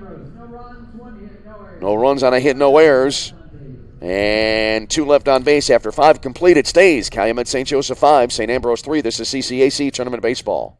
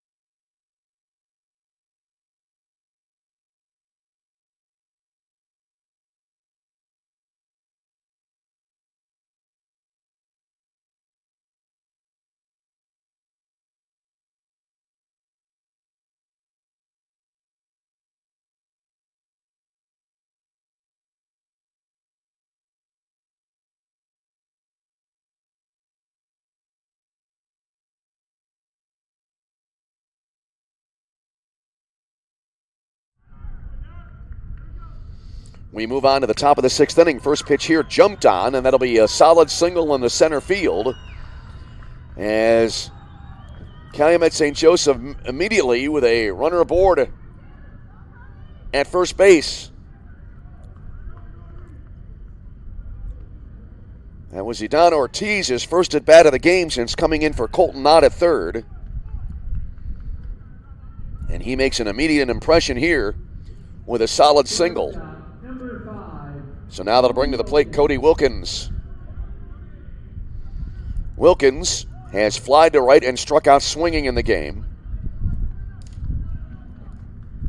And the first pitch in for a strike, and so it's 0-1 here. So now each team even with 4 hits apiece in the game. Here's the set now by O'Hara, and the next pitch, there's a bunt attempt, spins back foul.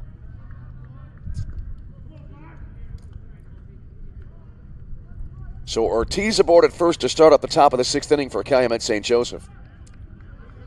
Connor O'Hara, the starter, 5 innings of work, and he's allowed no earned runs, but his team trails by 2. Swinging a ground ball off O'Hara's glove. He'll scramble to try to get it. He picks it up, whirls after barehanding the ball, and he throws out the runner at first base on a nice play there. On the play, Ortiz to second, and that'll bring up to the plate Maury Garrett, the second baseman. Garrett is 1 for 2. Singled his last time up, advanced on an error, and ultimately came around to score. Has a runner in scoring position here. First pitch, swing and a miss, and it is 0-1. As we were saying, Connor O'Hara, 5 1/3 now in the books. He's allowed 5 runs, but none of them have been earned. As St. Ambrose in this game have committed 3 errors. Calumet has committed 4 in the game. O'Hara's next pitch, ground ball to the left side, and that'll be deflected there at third base, and everybody will be safe. Butler diving to his left, making contact with the ball, but not able to track it down.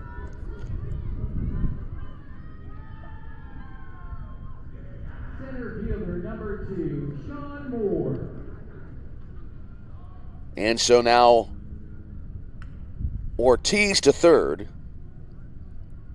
Garrett aboard at first on an infield single. And that'll bring us back to the top of the order. And center fielder Sean Moore, who's 1 for 3 tonight. Moore singled and later scored back in the 5th inning after flying out and hitting into an unassisted putout at first base as he takes the first pitch for a called strike. So he's behind at 0-1. Nicholas Anderson would be next. Throw to first base and the runner back in. So Calumet here.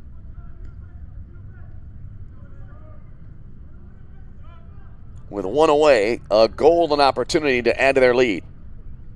There's a swing and a sharply hit ball to the right side. Gloved at second. They'll go to second for one relay, not in time, and a run will score. Snow able to nicely pick up that ball at second, whirled through to the shortstop. Vincent at second base, but then the relay too late, and a run coming in. So Idan Ortiz scores.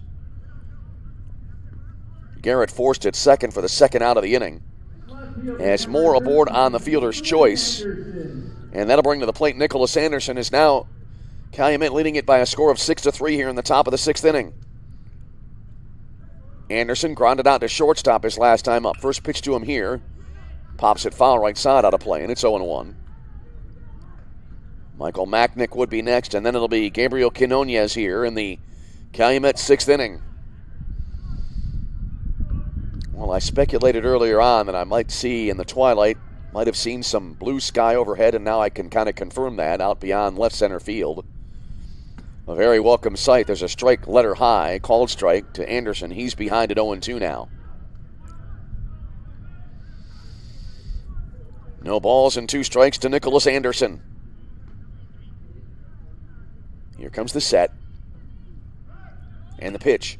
Check swing, and that'll bounce in front of the plate. Picked up there by the catcher. And a throw to first base coming in low, and it gets away.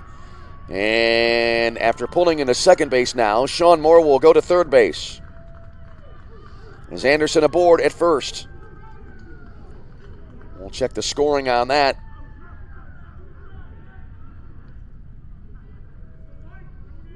Moore, by the way, getting credit for the RBI on that fielder's choice a moment ago.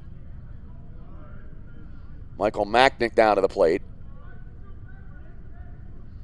As now runners at first and third. A run in for Calumet St. Joseph. First pitch here, low for ball 1. Macknick has a pop out and a pair of walks and a pair of runs scored in the game tonight. There's a pitch that I thought was going to be a called strike, but it was a little bit low. That makes it a 2-0 count here. Runners at first and third. Now a 6-3 ball game. Next pitch, down low. 3-0.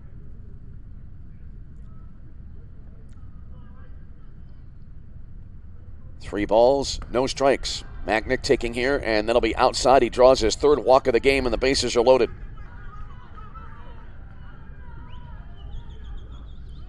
So the bases are filled for Gabriel Quinonez now.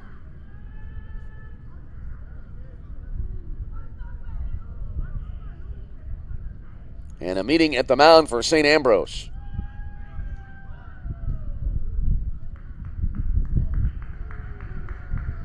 And that will be it for Connor O'Hara, new pitcher coming into the game for St. Ambrose. We'll take a break, tell you about the new man on the mound after a timeout. This is CCAC Tournament Baseball.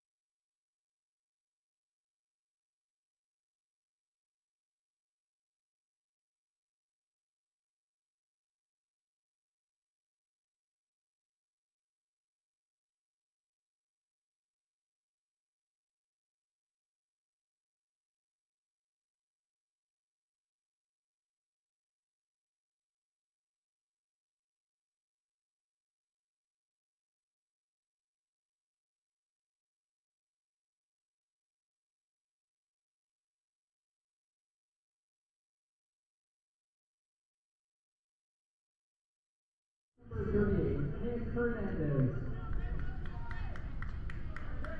Nick Hernandez now on the pitch here for St. Ambrose, the right-hander from Des Plaines, Illinois, inheriting a tough situation here as he comes on, inheriting 3 base runners. Gabriel Quinonia is due up now here for Calumet St. Joseph.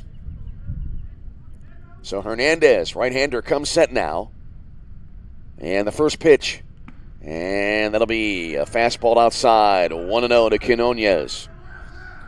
Quinones has a fly out to left, an RBI single, and also a sacrifice fly that drove in a run. So he has had a good ball game. Here's the 1-0. And a sharp grounder out to second. 2 second for 1, and that will end the inning. So a fielder's choice closes out the frame as they go the short way for the force play. A 4-6 fielder's choice there, and the inning comes to an end. But Calumet able to add a run to their lead as they pick up a run in the inning on 2 hits in air and 2 left on base.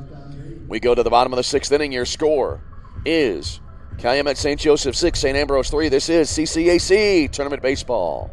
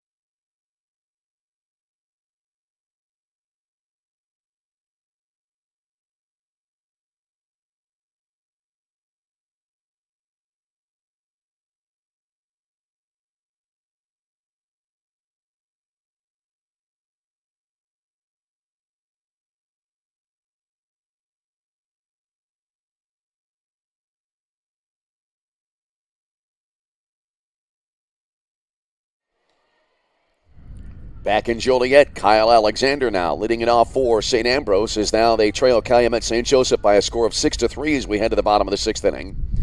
First pitch coming into Alexander, that'll be up high, 1-0.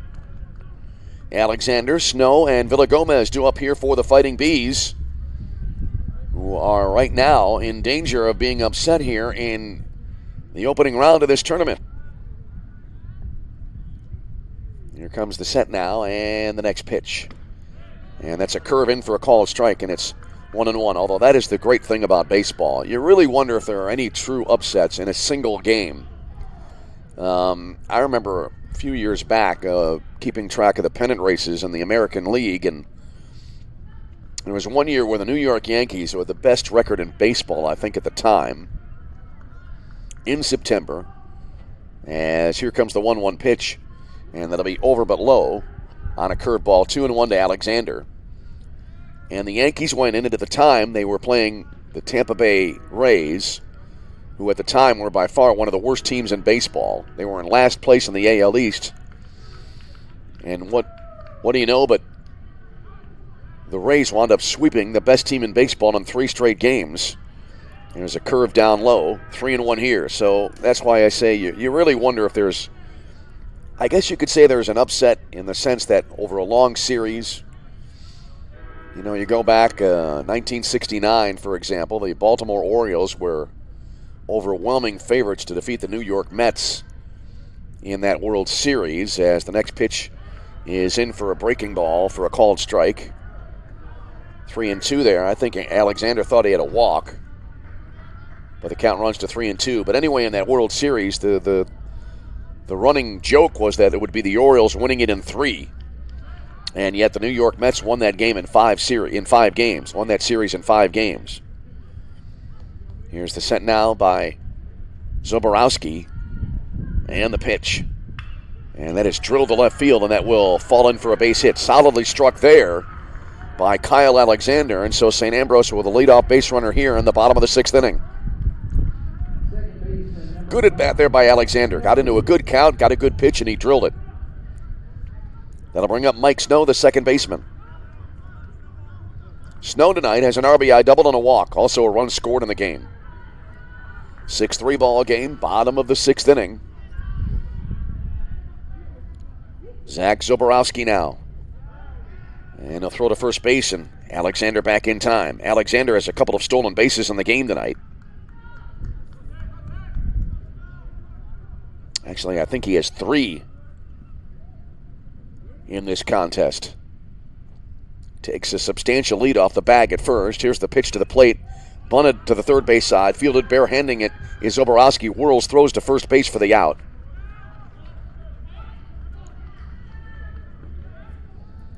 So Snow with the sacrifice. Kyle Alexander to second.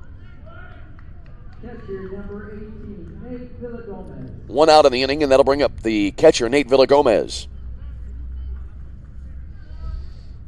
Villagomez has grounded out to shortstop, also as a sacrifice that drove in a run on a squeeze play back in the 4th inning. No squeeze here with a runner at second, but a chance nonetheless to drive in a run. There's a curve in there for a called strike, 0-1 now to Villagomez. So 1 on, 1 out, bottom of the 6th inning, 6-3 in favor of Calumet St. Joseph. Crimson Wave trying to advance to play in the winner's bracket, 2nd round. Throw to second base and the runner back in.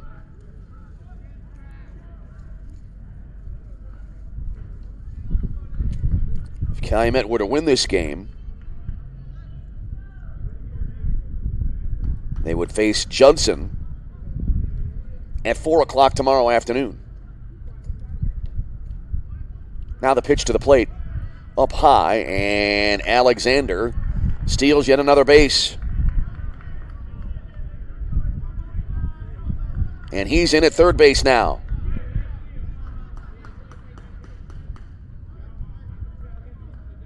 Meanwhile, the count to the batter, I believe, is 1 ball and 1 strike. That is what is on the scoreboard. 1 ball, 1 strike, 1 on, 1 out in the inning. 6-3 ball game. Here's the pitch now by Zoborowski. Another curveball. He's going with a lot of breaking stuff right now, and that misses to make it 2-1.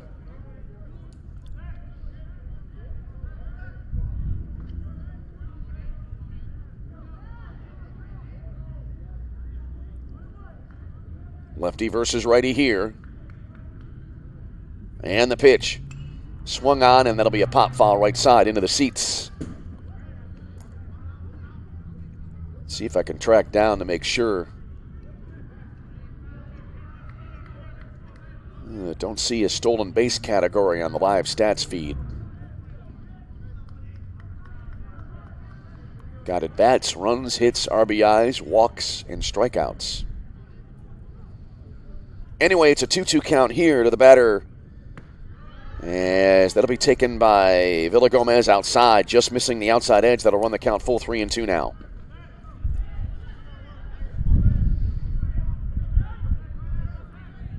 So a full count to Nate Villagomez. Here's the set by Zoborowski. And the payoff. That's golfed into right center field. Calling for it there in right, the catch made. Alexander tagging from third to throw to the plate, cut off, and Calumet St. Joseph has their lead brought down to a pair. Villagomez, his 3rd RBI of the game. as he flies to Quinones in right. Right fielder number 6, Adrian Zitera. So Kyle Alexander, boy, a great job there by St. Ambrose to manufacture that run. Alexander getting out on the single, stealing twice, and then scoring on a sac fly. Now here's Adrian Zitera, as it is now a 6-4 ball game. Zitera batting with 2 away now and nobody on base. Takes the first pitch for a strike on the outer half, and it's 0-1. Zitera 1 for 3 with a single back in the first inning. So things tightening up here a little bit. Back to a 2-run game here in the bottom of the 6th inning. Here's the next pitch.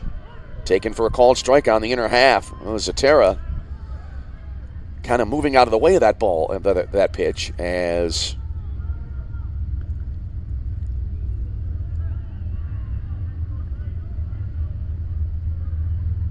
Zoborowski now looking in.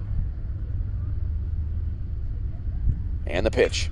That's a chopper over the mound, out toward the bag at second, and fielded nicely there behind second base by Garrett, the second baseman, but the throw too late. Good effort there, but Zitera aboard with his second hit of the game on an infield single here.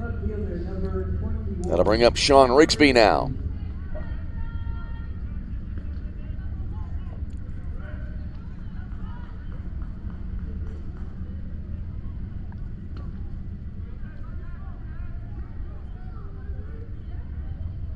So here's Rigsby. He walked, then stole a base back in the 4th inning. Goes after the first pitch here and flares it out to short left field. Dropping quickly, and the inning will continue. Well, that ball was a floater out toward left field, and I lost the path of the ball in the glare of the Jumbotron video screen there above the scoreboard there in left field. And so it did drop in for Rigsby. Zitera to second, and the inning continues. As now the tying runs are on base here for St. Ambrose. That ball lofted right in front of the scoreboard. If you're watching on our video stream, you can see how bright that scoreboard can be as the meeting on the mound continues.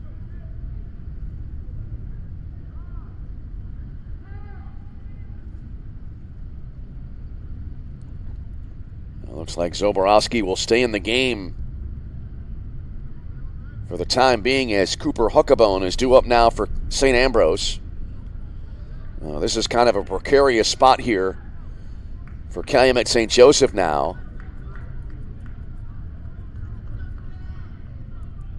As Huckabone, number 3 hitter in the lineup, has not made much noise here tonight. He may be due. He's fouled out to first, fly to right, and fly to left. First pitch to him here. Curve in for a strike called. Both runners going, and it'll be another double steal, the second of the game here tonight. As Zitera to third, Rigsby to second. The same 2 players executed a double steal in the first inning, but they were stranded at second and third. No balls and a strike to Cooper Huckabone. A base hit now could potentially tie the game. Here's the pitch. Swung on, and that is skied into the air. Out to fairly deep right field, but underneath it is Quinones. Makes the catch, and that'll end the inning. So St. Ambrose doing damage, but they leave the tying runs in scoring position as they pick up a run in the inning. 1 run on 3 hits, no errors, and 2 left on base, and after 6 complete, it is Calumet St. Joseph 6, St. Ambrose 4. This is CCAC Tournament Baseball.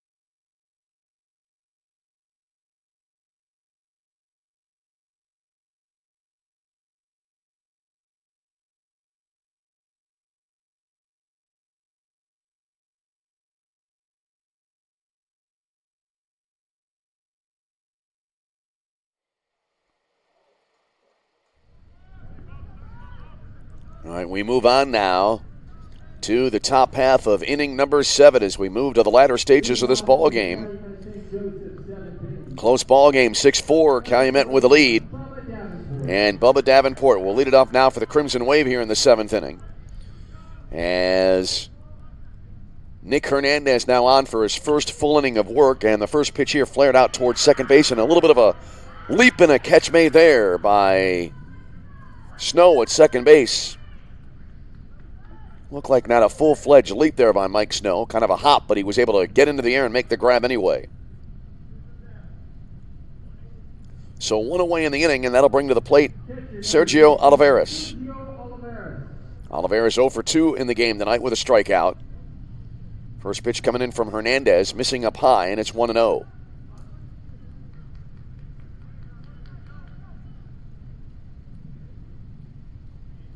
Well, by the way, as there's a swing and I believe a foul tip there. The pitching line on Connor O'Hara, the St. Ambrose starter tonight, 5 2/3, 5 hits, 6 runs, 3 earned, 3 walks, and 4 strikeouts. Hernandez dealing here, and another soft liner, and this will be over Snow's head this time and into right field. Then it'll skip by the right fielder, Zatera, and go all the way to the fence here. Olivares rounding second, heading for third. Relay throw coming in, and the call at third is safe. Olivares nicely able to stay on the base there. I thought he would overslide the bag there for a minute, but he's aboard at third. See if they call that a single and then an E9. Defense has been such a weak spot in this game tonight for St. Ambrose.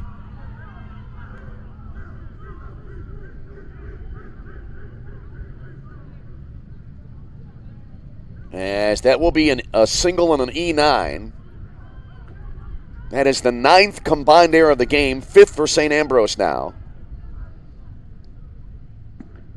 And the first pitch will be a called strike now to Idan Ortiz, who bats. He's 1 for 1 after coming into the game in the middle innings, had a single and later scored back in the 6th inning.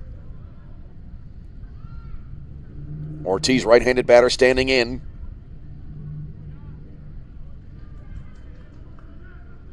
Here comes the set now by Hernandez, trying to keep this game close. And the pitch. Low and away. Good stop there behind the plate by Villagomez. 1-1 to Ortiz.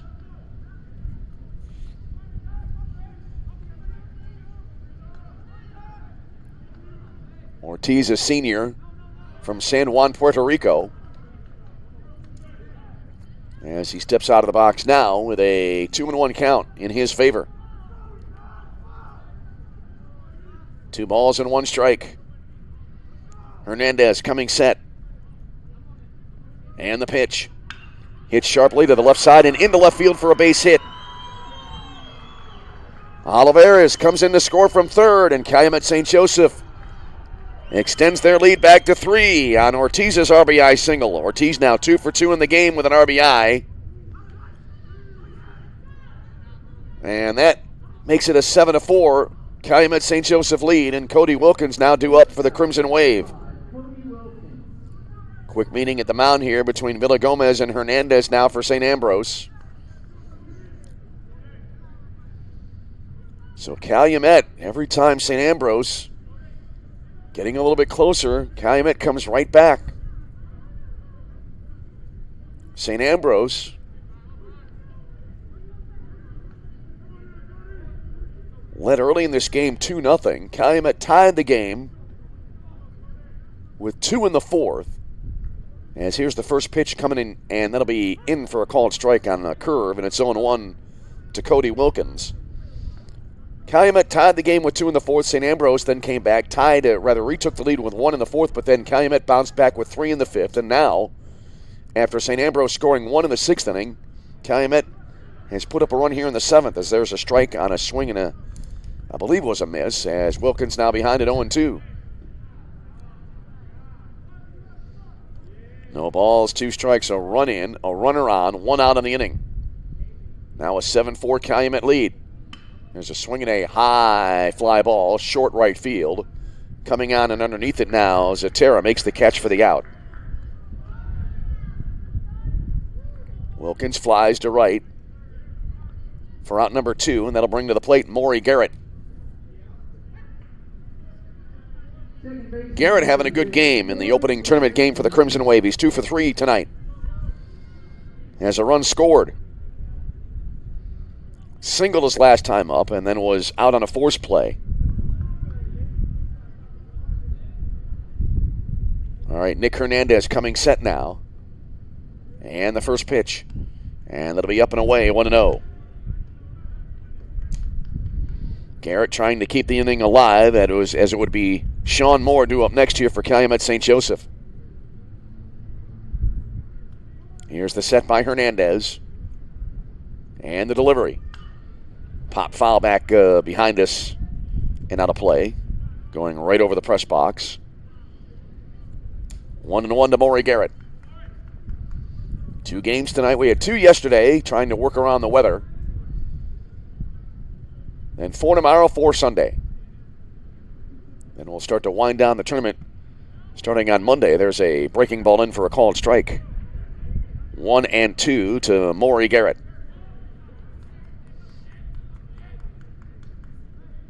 Again, Sean Moore would be next. Here's the set by Hernandez and the pitch. Swing and a foul. Mighty swing there by Garrett. Just, it looked to me as that ball quickly was fired. It looked like to the right side. I think he barely got a piece of it there to foul it away, but it was a mighty swing. Garrett stands in, righty versus righty here. And now time called.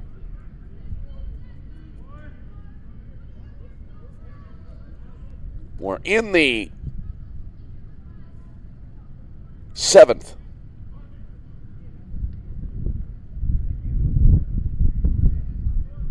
Seven-4 ball game. As Hernandez on an off-speed pitch missing well off the outside edge. And so that will bring the count now to 2 balls and 2 strikes. 2-2 count, 2 away, runner at first base. That's Ortiz at first.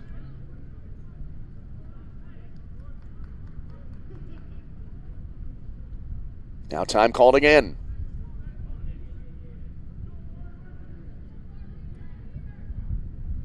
Here comes the set.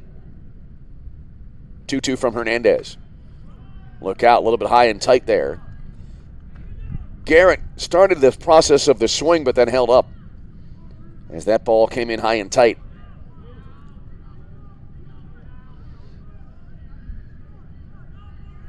So a full count to the Crimson Wave second baseman here. Hernandez again out of the stretch. The pitch. Fastball popped up and behind home plate and out of play. That did not land far away from where we are here.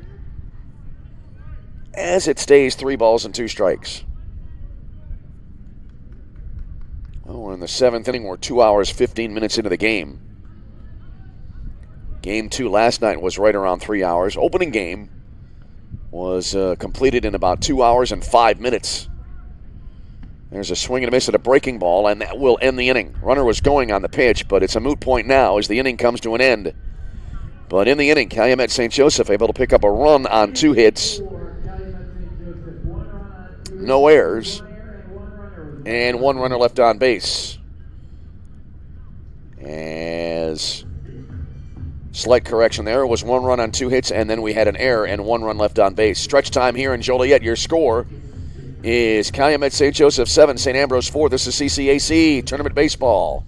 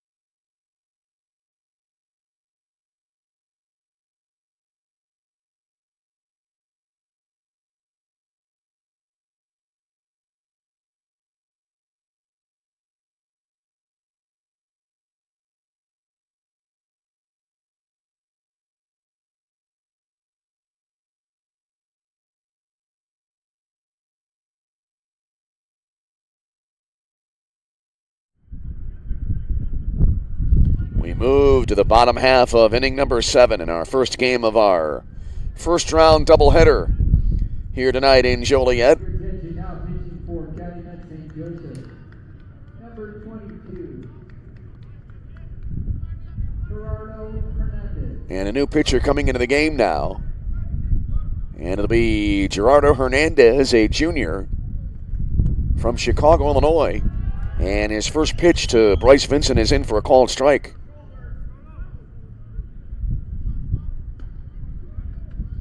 Hernandez, right-hander, into the wind now, and the 0-1.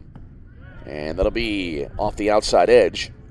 1 ball and 1 strike to Bryce Vincent. Vincent, Butler, and Rumpf due up for St. Ambrose as they trail by 3 in this game in the bottom of the 7th inning.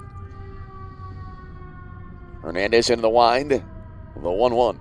Swung on and a grounder, left side and into left field for a base hit. Shortstop Wilkins diving to his right, but it was just beyond his reach. And so a leadoff single for St. Ambrose, and that'll bring to the plate Brendan Butler now.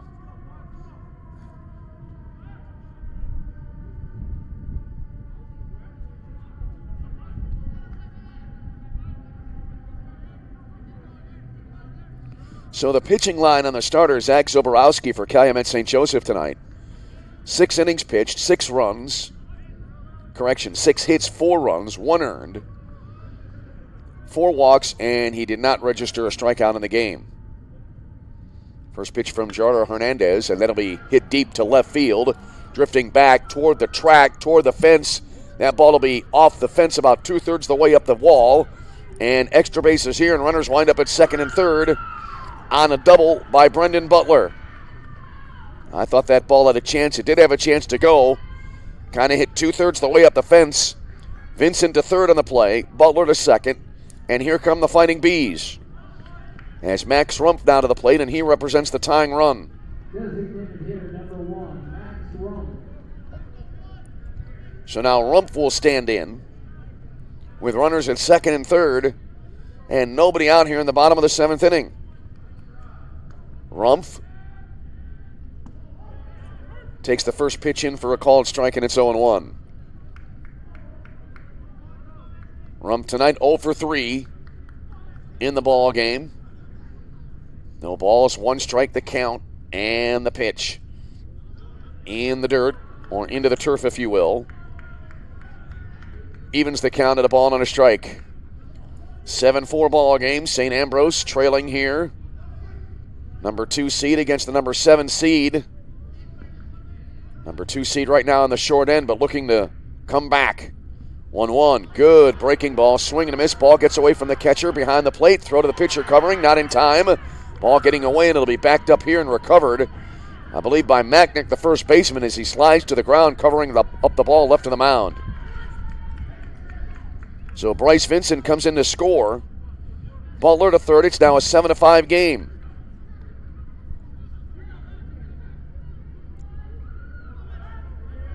So Gerardo Hernandez encountering all kinds of difficulty since coming into the game.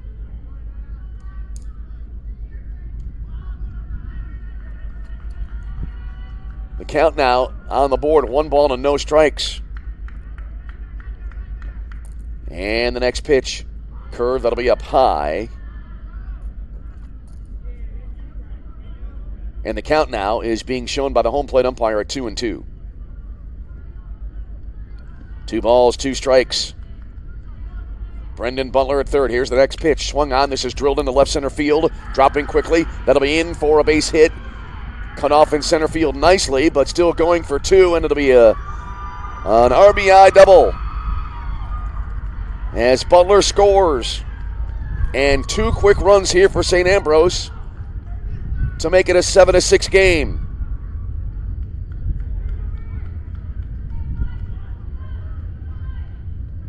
So Max Rumpf with an RBI double. Boy, that was a good play there by Moore in center field, getting over quickly to cut off the ball. And now a new pitcher coming into the game as Gerardo Hernandez's stint tonight, a very brief one, as he will come out, and we'll take a break and tell you about the new man on the mound after a break. Close ball game, 7-6 your score. This is CCAC Tournament Baseball.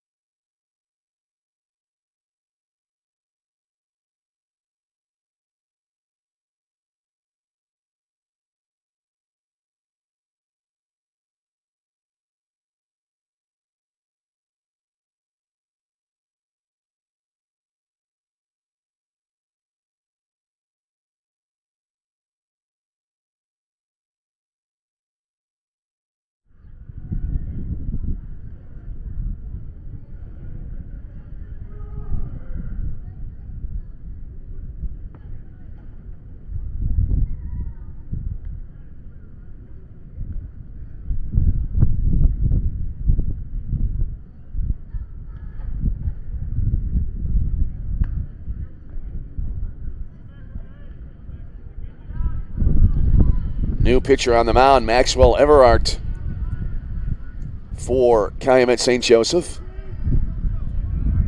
Last name spelled Everaert. He's a junior from Hebron, Indiana. And he inherits a base runner at second base now, who is the responsibility of Gerardo Hernandez, who came out of the game after facing just 3 batters. First pitch here, bunted back and into the screen. As Kyle Alexander now batting for St. Ambrose. Alexander has hit into a fielder's choice, reached on an error and singled. He has scored 3 times in the game. The tying run now in scoring position for St. Ambrose. It's suddenly a 1-run game at 7-6 now after 2 across here. Still nobody out in the inning for the Bees. There's a ball bunted out toward the mound. Everhart picks it up in front of the mound, throws to first base. Not in time. Everybody's safe. On a close play, Max Rumpf going to third. Alexander able to beat the throw at first to get the infield single. And that'll bring up Mike Snow now.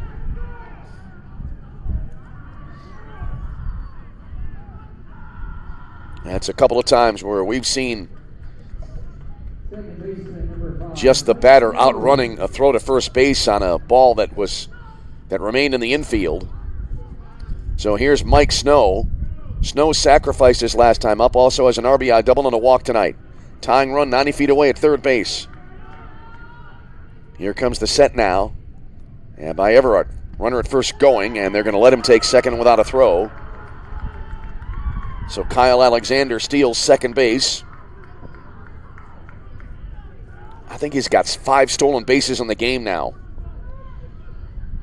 The count to Mike Snow is 1-0. Snow looks down at third base. A base hit could now give potentially St. Ambrose the lead in this game.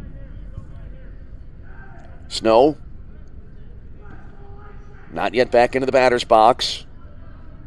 Now it looks like he's about ready to go. Everhart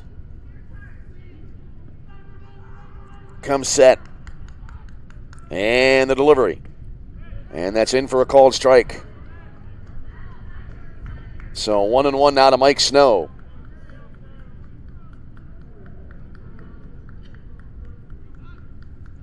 Snow, as we noted, 1 for 1 with an RBI in the game.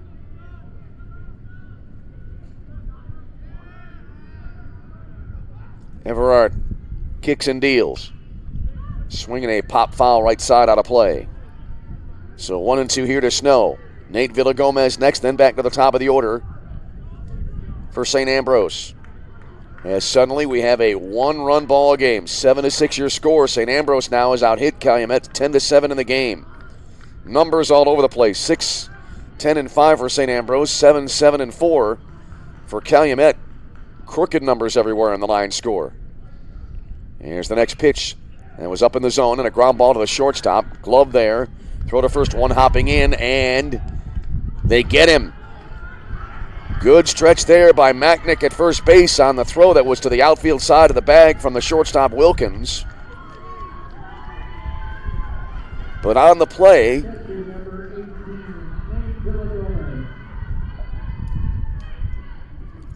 Max Rumpf coming in to score from third. We're tied now at 7 as 3 across in the inning for St. Ambrose.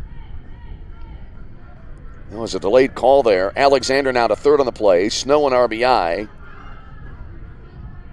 And now the infield in all around as Nate Villagomez now in the batter's box. And the first pitch to him is in there for a called strike, and it's 0-1. Villagomez has 3 RBIs tonight. An RBI ground out, a squeeze play on a sacrifice, and also a sacrifice fly. 7-7 game, a new ball game. Second tie we've had in the game tonight. As the pitch. Squaring to bunt, another squeeze play. This will be bounced up the first base side of the glove there, and Alexander has to scramble back to third base to stay out of a situation there where he might have gotten into a rundown.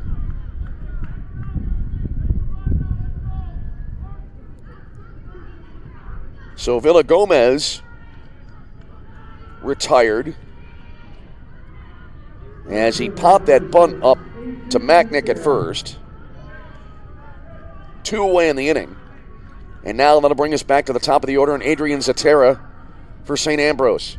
Alexander takes his lead at third base. Here's the set now in the first pitch. And that'll be a chopper foul back behind home plate, and it's 0-1. Zatera has a single and a pair of pop-outs, in addition to a 6th inning single in the game. So he's 2 for 4 tonight. Well, that was a nice base running play there by Kyle Alexander to get back to third. There was a real chance he would be doubled off there. Here comes the set. And the 0-1. Swung on and a chopper, third base side foul. And Zatera now is in an 0-2 hole.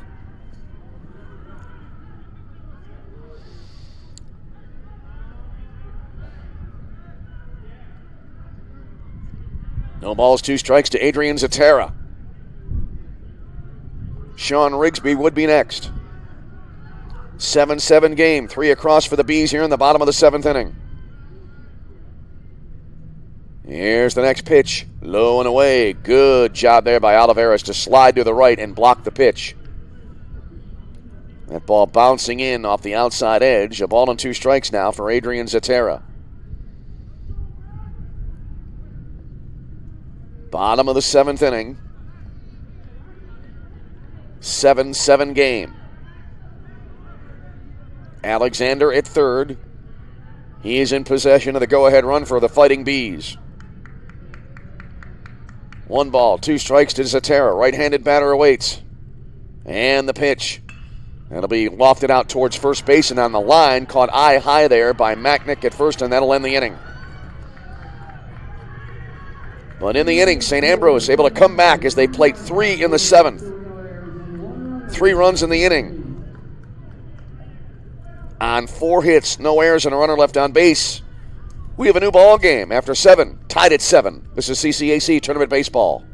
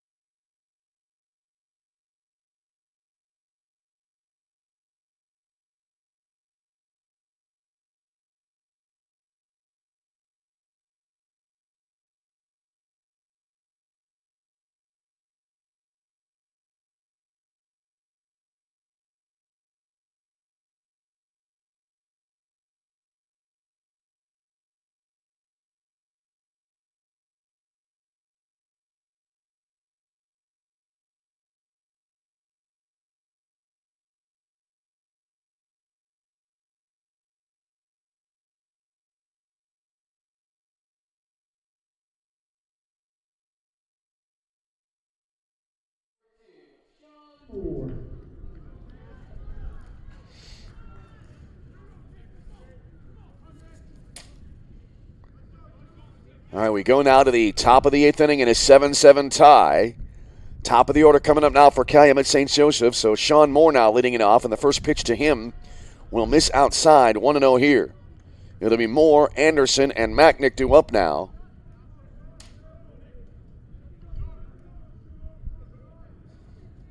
As the next pitch will miss outside as well, and it's now 2 balls and no strikes. So a 7-7 game. As we play here in the late innings of game number 1 of our doubleheader tonight. There's a called strike. And now 2-1 to Moore.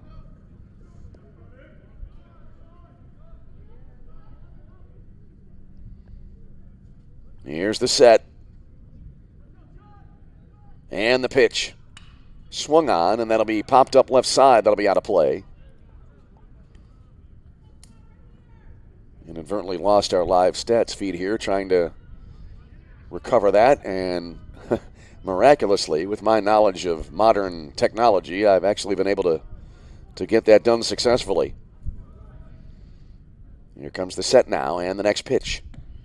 And that'll miss off the outside edge. And so that will run the count now to 3-2. Nick Hernandez remaining on the mound in a pressure situation here for St. Ambrose. Trying now to keep the game tied after his team came back with 3 in the bottom of the 7th inning. Here comes the set and the payoff. Fouled back. We'll try it again.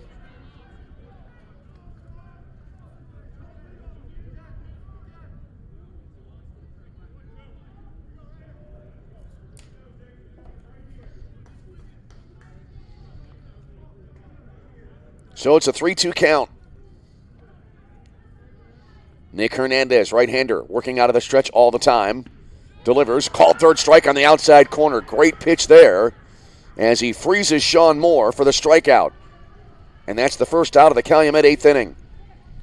And that'll bring to the plate Nicholas Anderson, the left fielder. Nice pitch there by Hernandez, his second strikeout of the ball game since coming in back in the 6th inning. So here's Anderson now. He is 0 for 3 in the ball game, taking here in a called strike.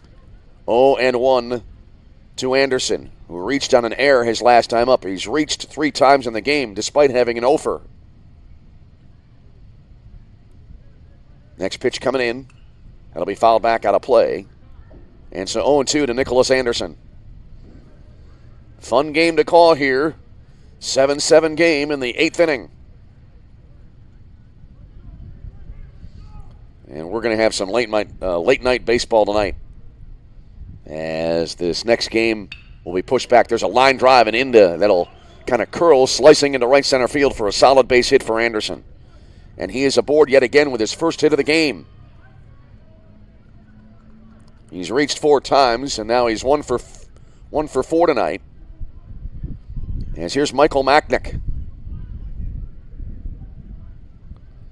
who has popped out and then since then has walked 3 times.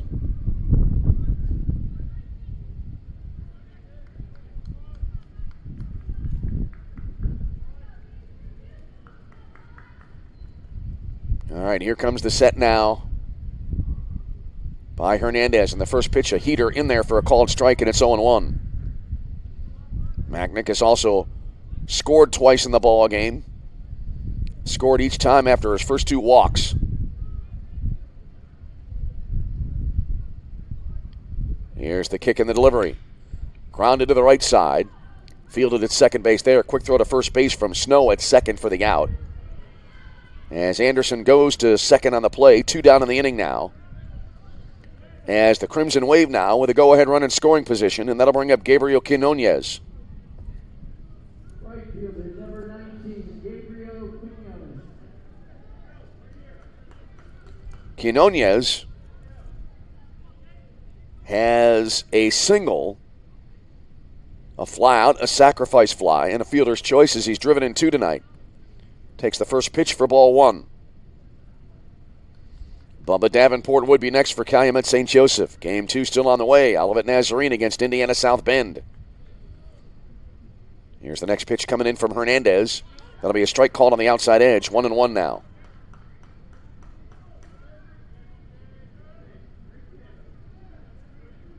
One ball and 1 strike. Here's the set now by Nick Hernandez and the pitch. That'll miss off the outside edge. The very brief pitching line for Gerardo Hernandez for Calumet St. Joseph. He was the second Crimson Wave pitcher to come into the game. Did not retire a batter. He faced 3 men. As that pitch taken, oh, wow. I thought they would be in there for a strike, and it was either just a bit high or just a bit outside. I thought that was going to be a strike for certain there. As the count now runs to 3 balls and a strike. Here's the set now by Hernandez. And the 3-1. Swung on, grounded to Snow at second base. On the edge of the outfield there, throws to first base. And that will end the inning. And the Wave strand a runner in scoring position. In the inning, no runs on a hit, no errors, 1 left on base. We go bottom 8, tied at 7. This is CCAC Tournament Baseball.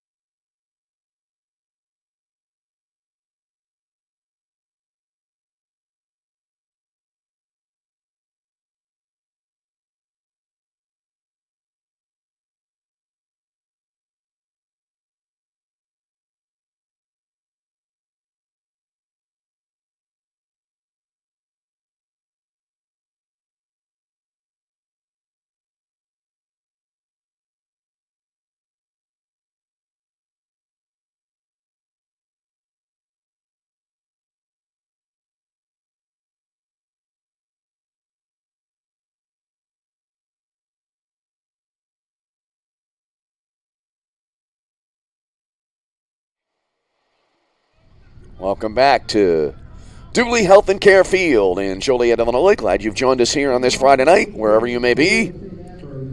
Bottom of the 8th inning, tied at 7 here in the first of 2 to be played tonight. As Sean Rigsby now will bat here to start off the 8th inning for St. Ambrose. This game pushed back a couple of hours. It was originally scheduled to be started at 4 p.m. today. First pitch here from Everard, and that'll be outside for ball 1 to Rigsby. Yeah, had rain all day and finally cleared out just before the start of this game here tonight, right around 5:30 or 6 o'clock or so. As the next pitch, a fastball in on the inner half for a called strike. 1-1 now to Rigsby. Rigsby has a single, 2 walks, and a pop out to the shortstop tonight. 1-1 count. And the pitch. Swung on, in the air to left field, ranging over toward the foul line. Plenty of room there, and reaching up, and the catch made by Anderson and left for the out.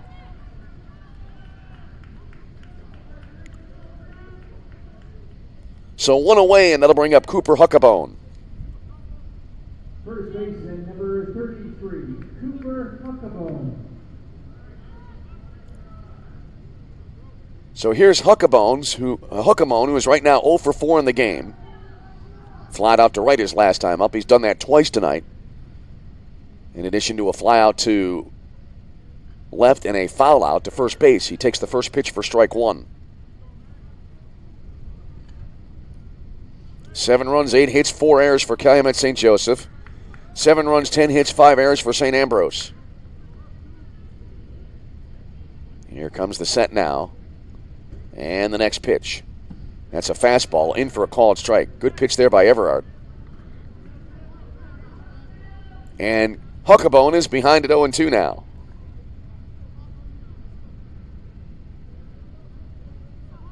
Bryce Vincent next, and then Brendan Butler, if we continue on that far. Here comes the 0-2 pitch. That'll be upstairs. A ball and 2 strikes. Well, darkness, as you can see if you're watching our stream, has set in, and it's, with the overcast skies we've had in the last 2 days, kind of nice, because now you can see when the ball is lifted in the air, a clear contrast, and you can see where the ball is going, which is kind of important if you're a play-by-play broadcaster. Here's the next pitch, swung on. This is drilled into center field, fairly deep, moving over and back to his left, and reaching up and not able to make the play in right center field. This will be a 2-base hit here, as Moore went back into his left, reached up, not able to reel it in. And so Cooper Huckabone breaks the offers. He's on with a 1-out double here in the 8th inning. Well, that ball had some carry to it. It sailed. I thought at first Moore would be able to make the catch, but it just kept on going. And that'll bring to the plate now Bryce Vincent. So Huckabone with an extra base hit. The go-ahead run aboard now in the bottom of the 8th inning for St. Ambrose. Here's Vincent now, who singled his last time up. Base hit here could potentially give the Bees the lead. First pitch here, swung on and fouled off to the right out of play, and it's 0-1. So drama here. Winning that first game is so important as far as your path to the latter stages of the tournament is concerned. You save yourself a lot of trouble if you can win that opening game. No balls, 1 strike now to Vincent. Here's the set and the pitch. Up in the zone, but popped up right side. And near the bag at first base, reaching up, the catch made by Magnick for the out. Big out there for Calumet St. Joseph. 2 down in the inning, but still they're not out of the woods. Here's Brendan Butler, who had a double his last time up. He's 2 for 4 in the game tonight. Third baseman number 10, Brendan Butler. Butler doubled and scored back in the 7th. Also has a double, a stolen base, a line out, and a pop out. Kind of lined out to center field his first time up back in the opening frame. First pitch here, down and away, and it's 1-0. Max Rumpf would be next.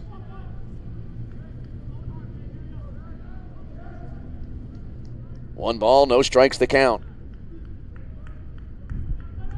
Butler, right-handed batter, standing in. And the pitch. Swung on and a bouncer towards short. On 3 hops, gloving at Wilkins, throw to first base, and 1 hopping in, and Macknick with a nice pick up there to end the inning. And the game stays tied. So in the inning, St. Ambrose wasting a 1-out double. No runs in the inning on a hit. No errors, 1 left on base. We go to the 9th. It's a 7-7 game. This is CCAC Tournament Baseball.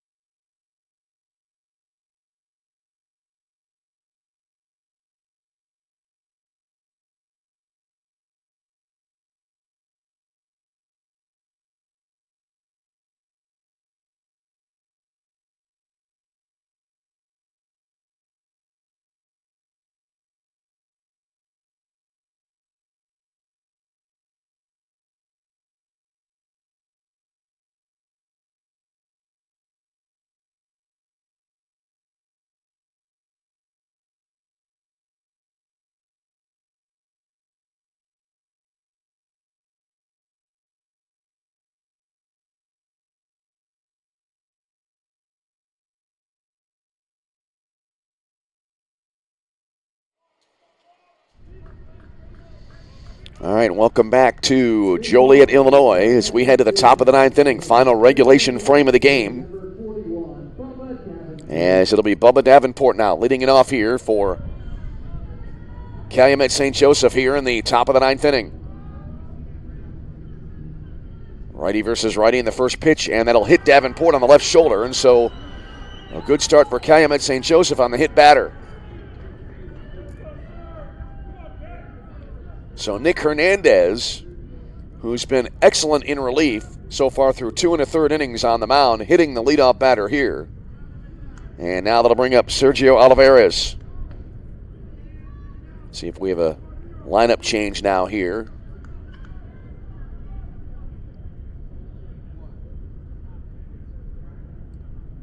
See if we have a new runner at first base.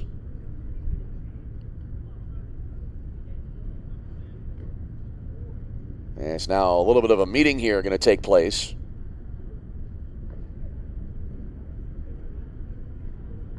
Coaches, batters, base runner. And then on the mound, everybody on the St. Ambrose infield coming now to the mound. As the strategic wheels are spinning here in a tie game in the top of the 9th inning. Most competitive game of the tournament thus far. The first 2 games yesterday were one-sided, with St. Francis defeating Roosevelt 6-0, and then St. Xavier losing to Judson 8-1. All right, the meeting is over now, and we're about ready to resume. And here's Sergio Olivares.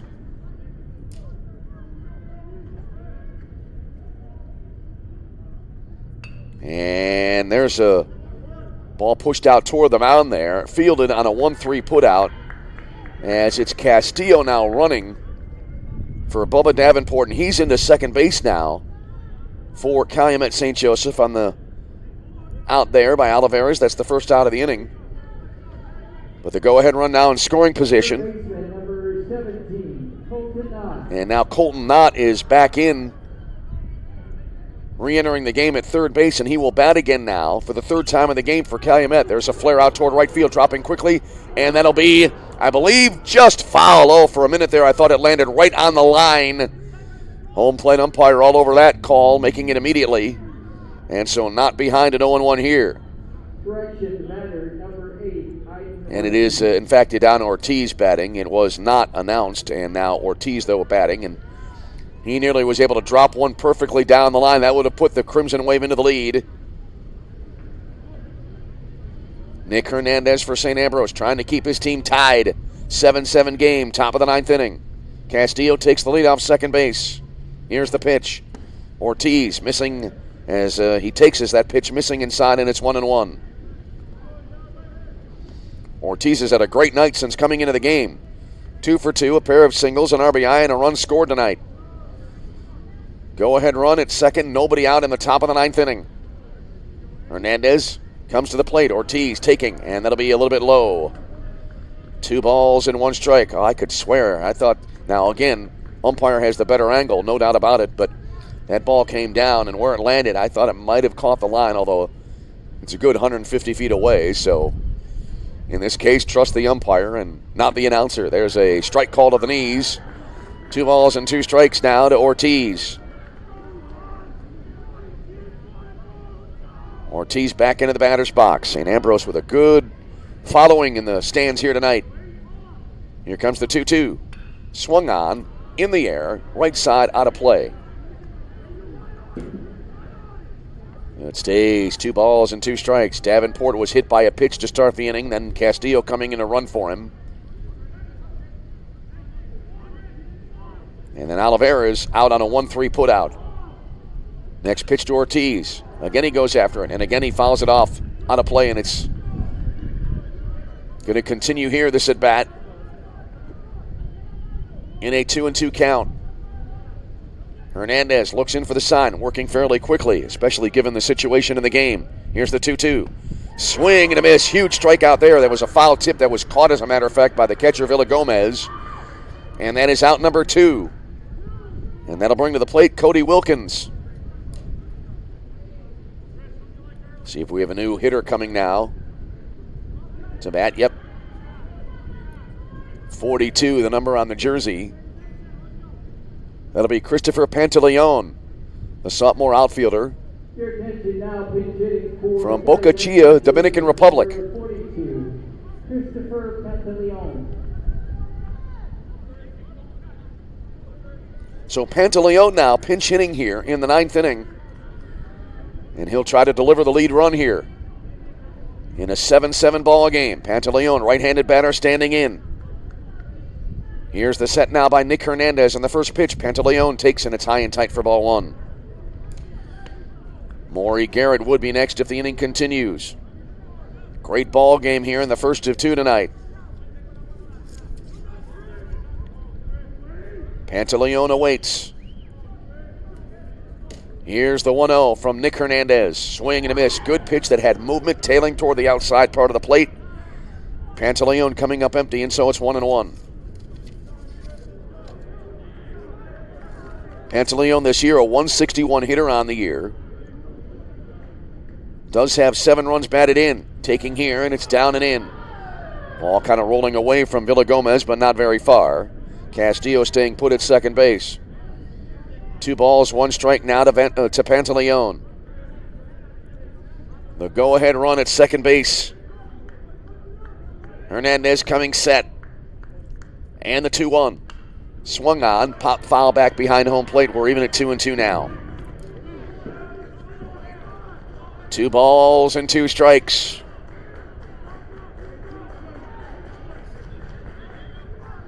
Pantaleon back into the batter's box. Looking ahead to the St. Ambrose 9th, Rumpf, Alexander, and Snow due up. Here's the set by Hernandez. And the pitch. That's a jam shot, bounced on a 2-hopper to third base. Glove there, long throw across the diamond from Butler to Huckabone, and the inning comes to an end, and the game stays tied. Great job getting out of that jam by Hernandez, as in the inning, no runs, no hits, no errors, a hit batter, and they strand the go-ahead run at second base. Do the Crimson Wave. We go to the bottom of the 9th inning. 7-7 game. This is CCAC Tournament Baseball.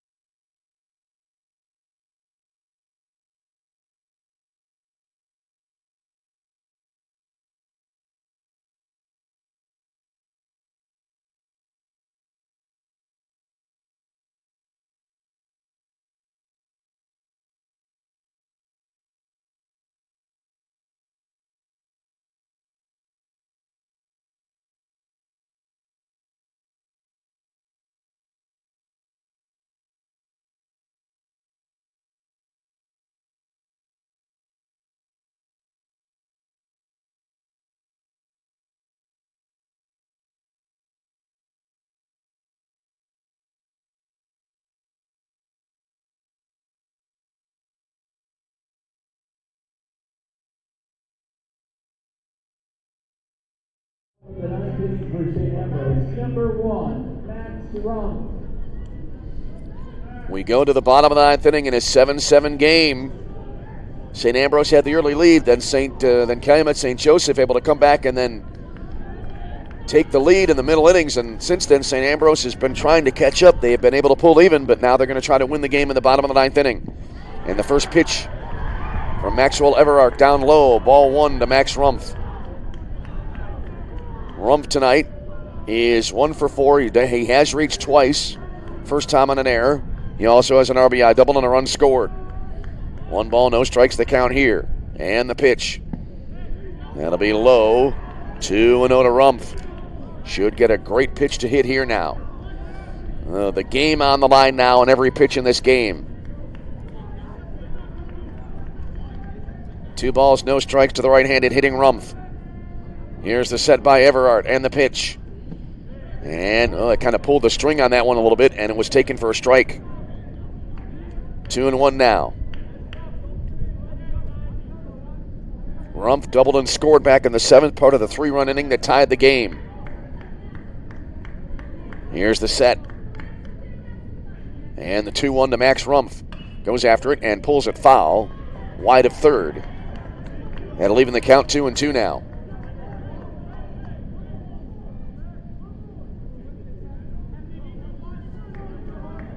Rumpf back into the batter's box. 2 balls and 2 strikes, your count. Maxwell Everard looking in for the sign. And the 2-2. Curve. Just missed a little bit high. Might have been a tad outside, and that runs it full 3-2. Oh, that was close. And judging by Everard's reaction there, I think he thought that was a third strike. So here we go. 3 balls, 2 strikes. Here's the set. And the payoff pitch.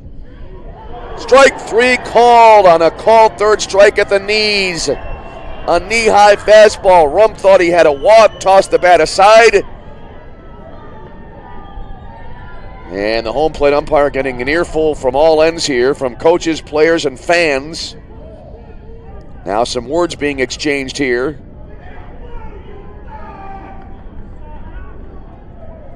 So a called third strike on a knee-high pitch from Everard. And there's 1 out of the inning, and that'll bring up Kyle Alexander. Center fielder, number 15, Kyle Alexander. Kyle Alexander has been just incredible on the bases tonight. You let him on base, he could steal the next 3 to score. And I would not put it past him to try a steal of home. Anyway, he bats here with nobody on and 1 out in the inning. Everard coming set now, trying to send this game to extras. First pitch here to Alexander, in for a called strike, and it's 0-1.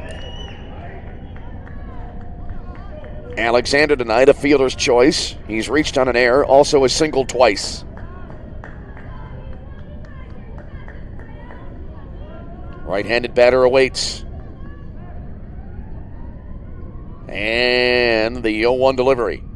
Swung on, comebacker. Oh, and Everard able to make that play on the mound in self-defense, and he lobs it to first for the out.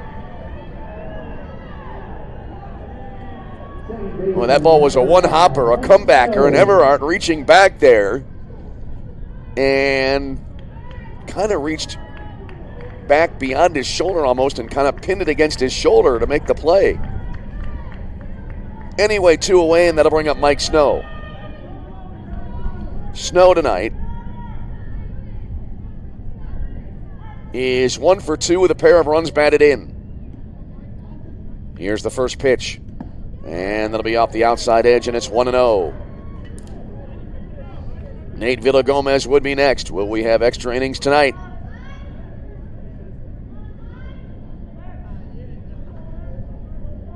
One ball, no strikes. The set. The pitch. And that'll be just off the outside edge. 2-0 to the number 8 hitter in the Fighting Bee lineup. Last thing Everard wants to do here is to issue a 2-out walk, so Snow should get a good pitch to hit here. Could end the game with 1 swing of the bat. And the pitch. Snow takes. Outside, 3-0. Oliveira's behind the plate. You could see it clear as day. He tried to frame that pitch, but the home plate umpire wasn't buying it. 3 balls, no strikes. Snow stands in. The set. The pitch. Snow taking all the way. That's a strike on the outer half. Runs it now to 3-1.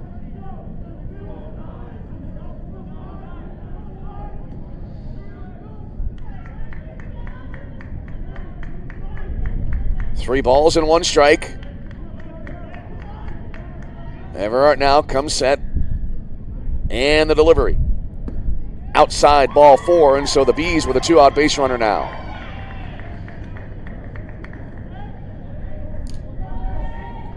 Maxwell Everhart issuing his first walk of the game there. And that'll bring up Nate Villagomez. A double here could potentially win the game. So Mike Snow at first base, Villagomez to the plate. He fouled out to first base his last time up. Also, it was a pair of sacrifices and a ground out and 3 RBIs in the game. First pitch not coming as there's a throw to first base and Snow is back in safely.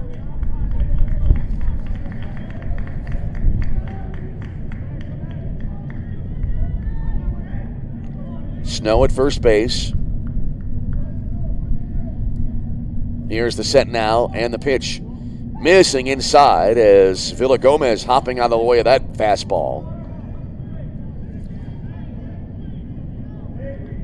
Snow, for the record, has 6 stolen bases this year.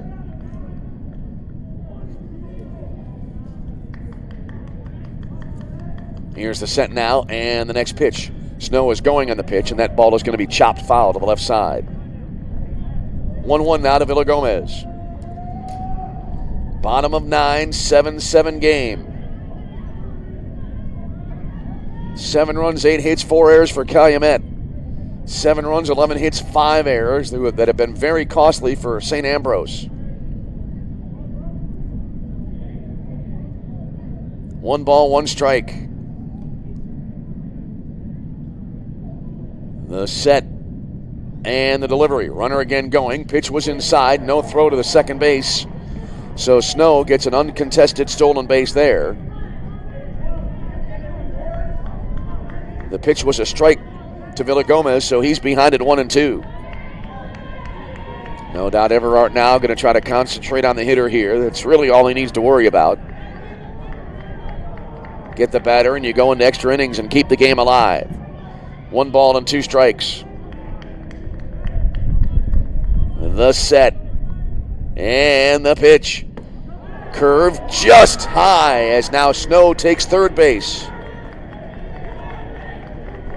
2-2. Now a wild pitch, and we've seen a few of those in this game tonight.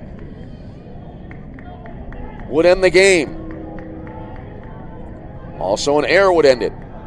We've had 9 errors in the game tonight.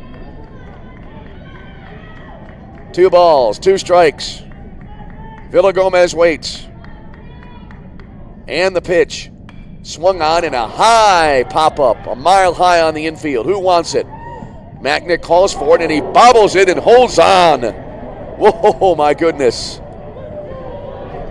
Made the snow cone catch there, as it looked like Everhart wanted to make that play, and then at the last second he was almost bumped out of the way there, and the inning comes to an end, and we have extra baseball here tonight.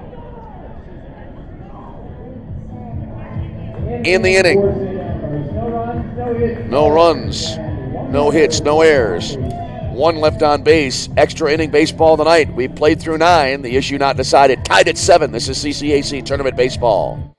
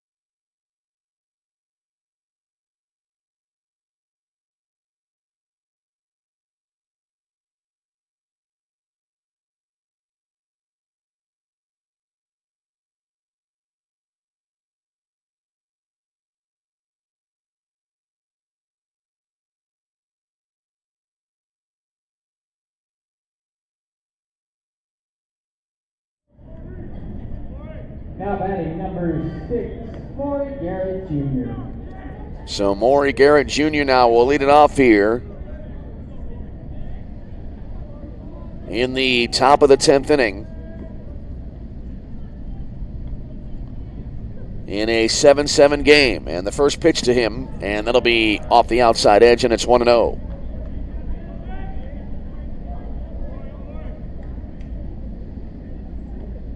So Garrett stands in. 1 ball and no strikes. Right-handed batter awaits in the pitch. Fastball up high, 2-0 now. Garrett tonight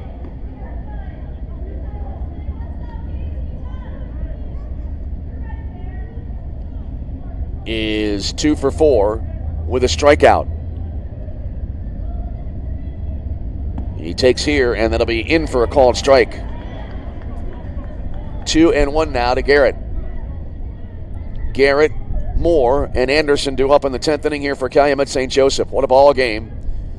We're just past 9 p.m. If you're looking for our final game of the first round, Olivet Nazarene and Indiana South Bend, they will have to wait until this game comes to a conclusion, whenever that may be. There's a ball inside, and now we've had an ejection here of somebody on the bench.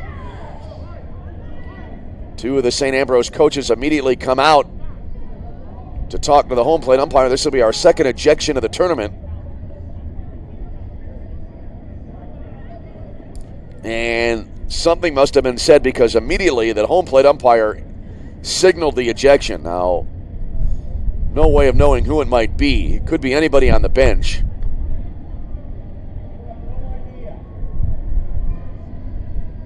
Either way, when we resume now, Maury Garrett will be in a hitter's count at 3 balls and a strike.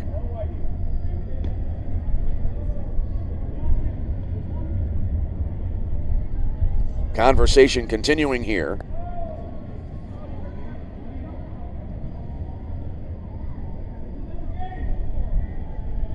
Top of the 10th inning, 7-7 is the score in this game.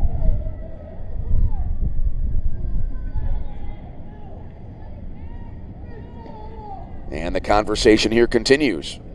I wonder if they're trying to determine who exactly was ejected.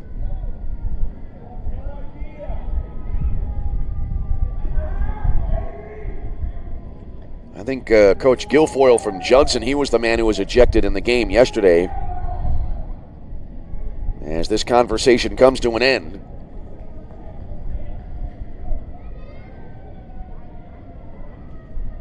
As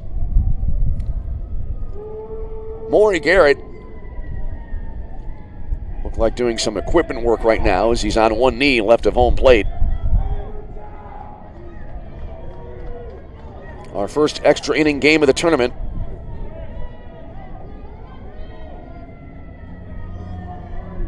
And now Garrett back into the batter's box. 3 balls and a strike. Nick Hernandez has been great in 3 1/3 innings pitched in this game in relief for St. Ambrose. Here's the 3-1. Garrett takes a called strike, and that'll fill it up 3-2 now.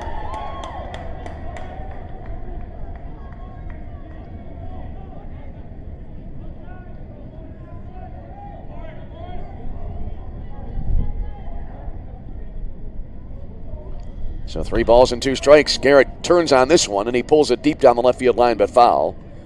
So it stays 3-2. Caught me a little bit by surprise. I have to make some extra room in my scorebook for extra innings. It's a great book, but it only has 9 innings of score space. And so I've got to manually make extra innings. As Garrett pulls this one again, a high foul fly down the left field line. And that'll be out of play on the berm. Rigsby sliding toward the warning track there. Not able to come up with it. It stays 3-2 here to Maury Garrett.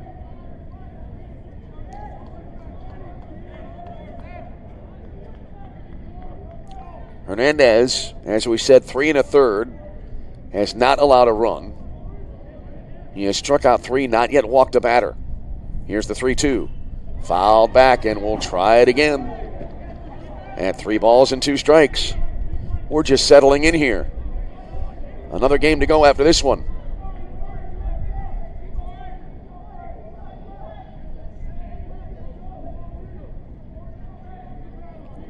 All right, 3 balls, 2 strikes. Now time called. This game now right around the 3:11 mark. Time elapsed here tonight.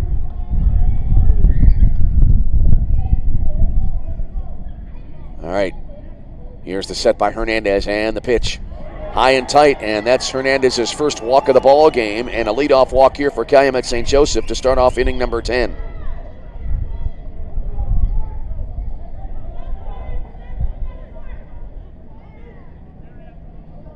So now back to the top of the order, and Sean Moore.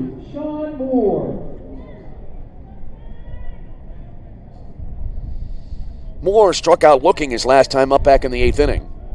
He is 1 for 5 with a run batted in tonight. Drove in a run on a fielder's choice. There's a throw to first and the runner back in. Also has a single and a run scored tonight. So Garrett at first base. Nobody out, top of the 10th inning in a 7-7 game. There's a bunt pushed up the third base side. And picking it up with a glove hand there at third base is Butler. The throw to first, though, too late, and everybody's safe. Garrett to second, Moore aboard at first on a great bunt single there. And now that'll bring up Nicholas Anderson.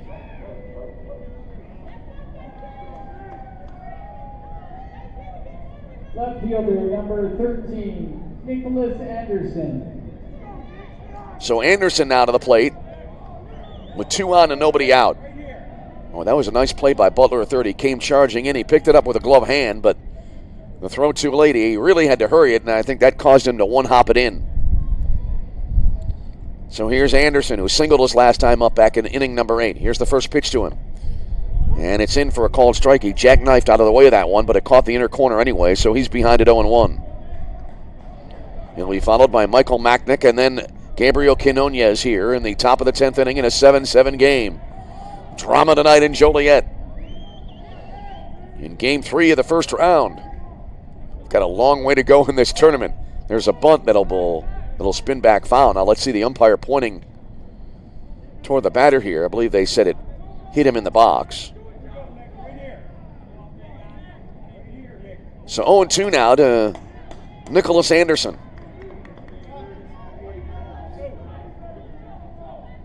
Runners at first and second. Nobody out. A great opportunity here developing for Calumet St. Joseph. Here's the set now by Hernandez. And the pitch to Anderson. And an inside-out swing, and he kind of flares it toward the first base side on-deck circle. Able to stay alive. It's still 0-2 now. Wind continuing to blow in. No home runs in the ball game tonight.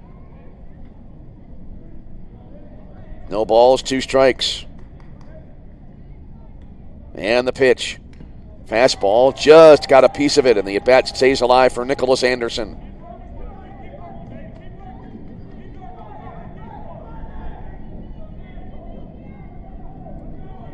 So it stays a 2-strike situation here.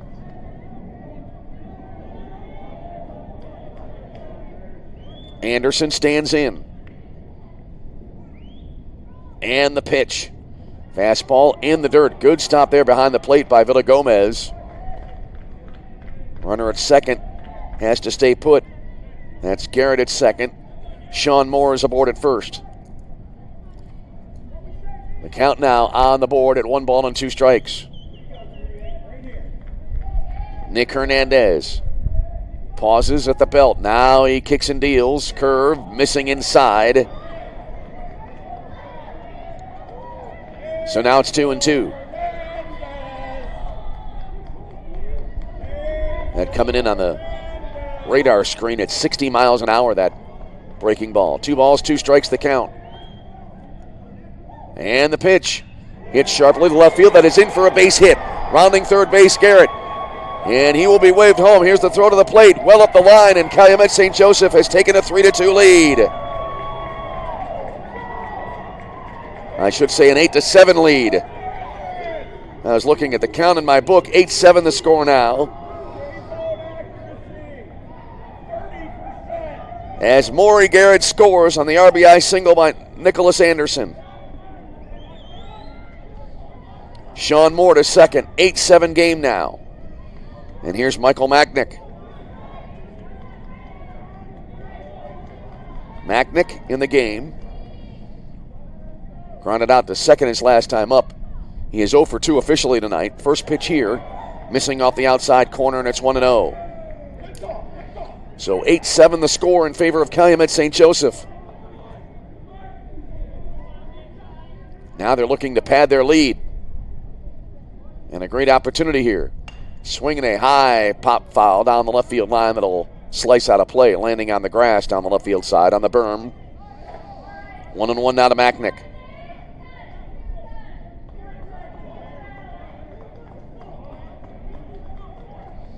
Calumet trying to upend the number 2 seed in the tournament in round 1. The next pitch. Swung on. This is drilled deep to right field. Back to the fence. That ball is going to be off the fence. It'll carry him back to the right, quite a bit into right field. As 1 run will score, a second runner slipping and falling, rounding third base. And now they're going to call it a home run. Yes, they are. It'll be a home run. There is a billboard extending from the top of the wall in right field. It caromed off that came back a fair distance in right field. And now another argument coming up as the umpire's ruling that it hit above the yellow line on the billboard. To be honest, I thought it was gone initially. That ball was high and deep to right field. And so the bases are clear after our first home run of the game.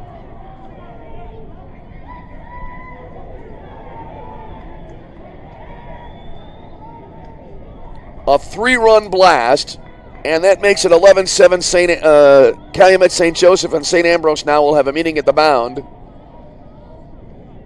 Whoa, what a turnaround here in this game. Nick Hernandez had been outstanding coming into this inning. But now he has been touched for 4 runs here in the top of the 10th inning. Boy, you could see when that ball came off the bat that it would be trouble. It would go a long way. Trouble for St. Ambrose, not trouble for Calumet St. Joseph. So now the bases are clear for Gabriel Quinones.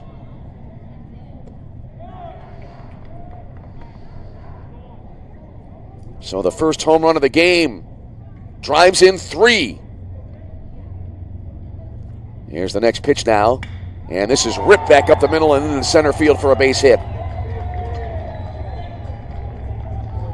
So the hit parade continues for Calumet here in the top of the 10th inning. As there are still nobody out. 4 runs across in the inning and still nobody out in the frame. And now here is Bubba Davenport.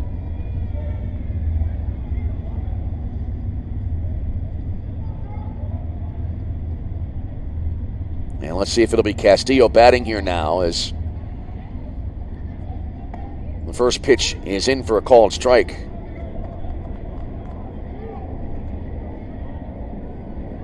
Oh and 1 here.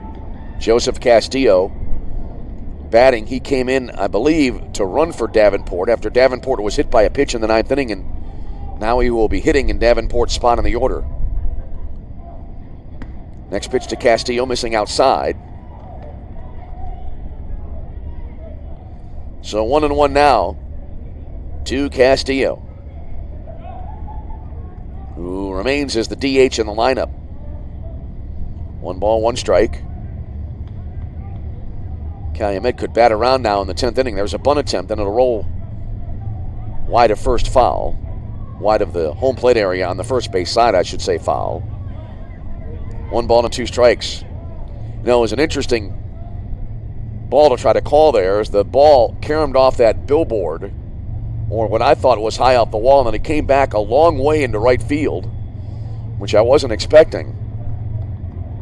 1 ball, 2 strikes here to Castillo now. Runner at first base, 4 runs across, nobody out in the inning.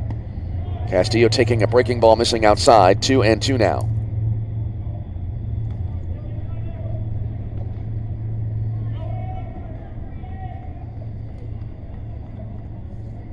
Nick Hernandez, after a look at first base, now looks to the plate and kicks and deals. This ball will be sliced into right center field. That'll drop in for a base hit. Could go all the way to the fence. Tracked down just at the edge of the warning track in right center field. Lead runner being waved around third base. He will score. It'll be an RBI triple. It's a 12-7 Calumet lead.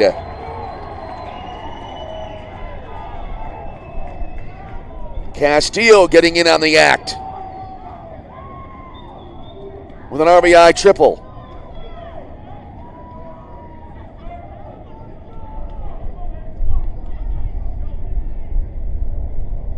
And now that'll bring up Sergio Olivares.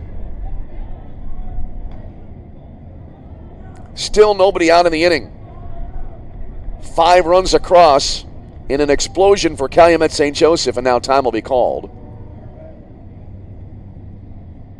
It's been an explosive inning. We've had an ejection, a 3-run home run that was disputed. Meeting at the mound here for the Bees. Looking ahead to the St. Ambrose 10th inning. Top of the order due up, Zatera, Rigsby, and Huckabone.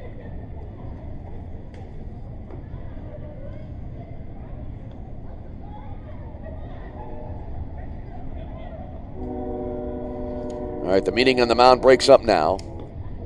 And now just as it breaks up, that was a meeting to try to give the man warming up on the bullpen more time to get loose. And now we'll have a new pitcher coming into the game here for St. Ambrose. So we have a break in the action. We'll tell you about the new man on the mound after a timeout. Top of 10, Calumet leading at 12-7. This is CCAC Tournament Baseball.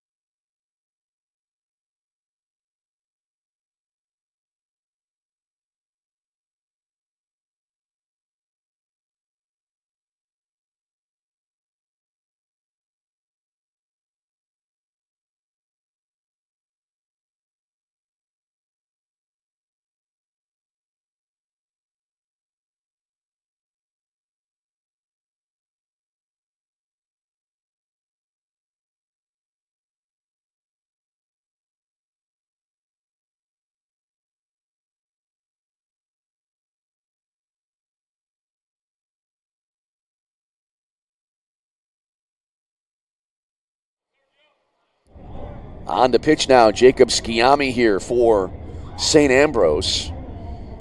No wins or losses, and even 3.00 ERA for Sciammi. As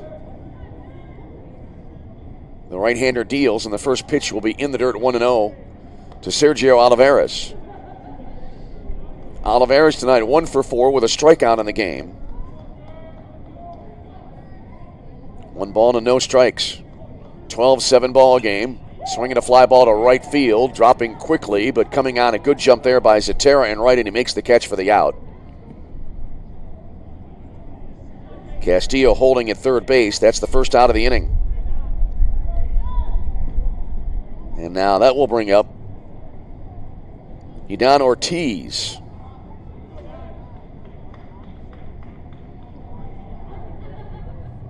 Ortiz tonight 2 for 3 with an RBI, also has a strikeout in the game, but he's had a great game after coming in the middle innings. Struck out his last time up back in the 9th inning. All right, here's the set now. Runner still at third. First pitch, and that'll miss outside, 1-0 to Ortiz.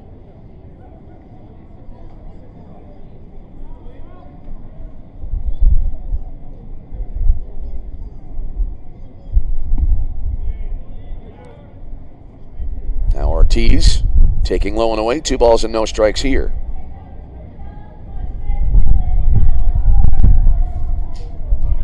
Two and 0 to Ortiz. And the pitch. Swing and a miss. Good pitch there by Sciammi. A tail toward the outside edge of the plate. And he got Ortiz to chase, and so Ortiz took quite a swing there. Momentum took him almost across the plate. 2 balls and a strike. Ortiz awaits. Here's the pitch. Chopper up the third base line. That'll be gloved just in front of the bag at third. Throw to first base. Dug out nicely at the other end for the out. Good play there all around. Huckabone making the scoop there as Butler charging and making the play, but on the play, the run coming in from third base as Castillo scores the 6th run of the inning.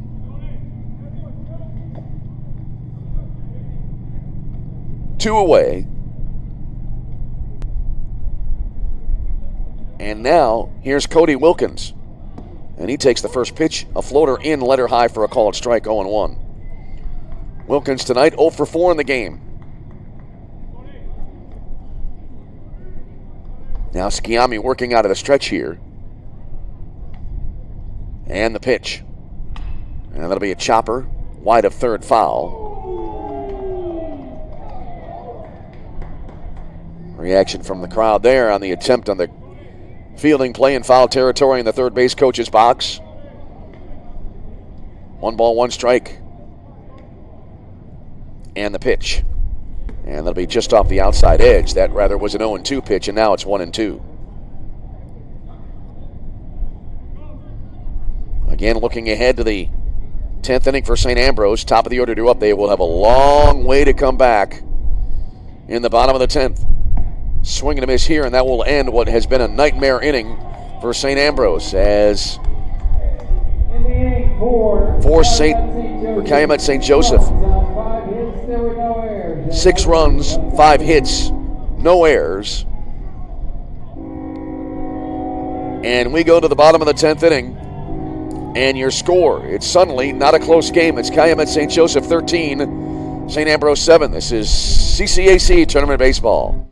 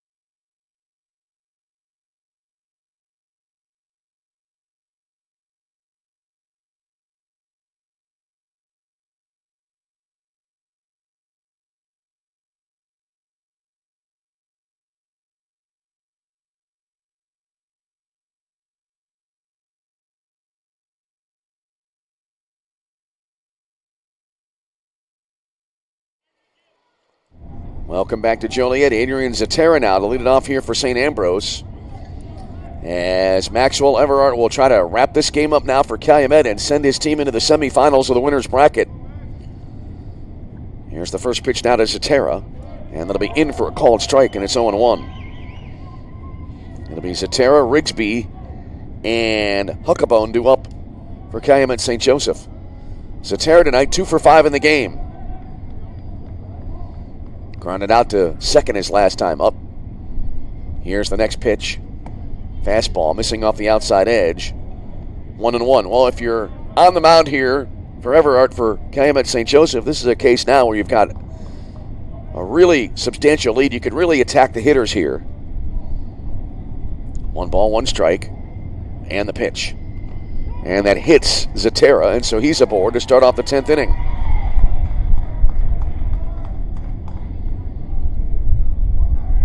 So a leadoff base runner here, and Sean Rigsby now to the plate for the Bees. Left fielder number number 21, Sean Rigsby. Rigsby 1 for 3 tonight. He flied to left field his last time up. Left-handed batter awaits. Leadoff base runner aboard. He will break for second. Line drive and into left center field for a base hit here. Rounding second, heading to third now is Zatara. Well, he got a great jump there. And as well, Rigsby got a pitch to hit, and he hit it solidly into left center field for the base hit.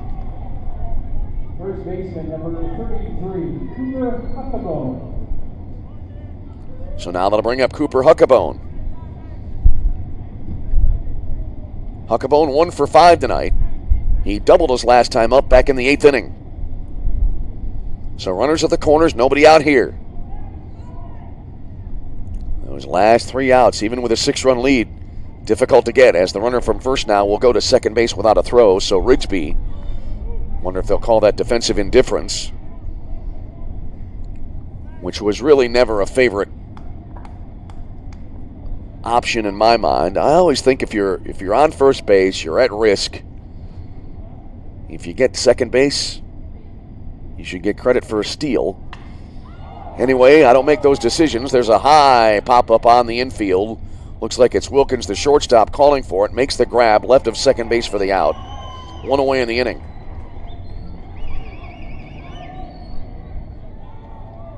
And that'll bring up Bryce Vincent.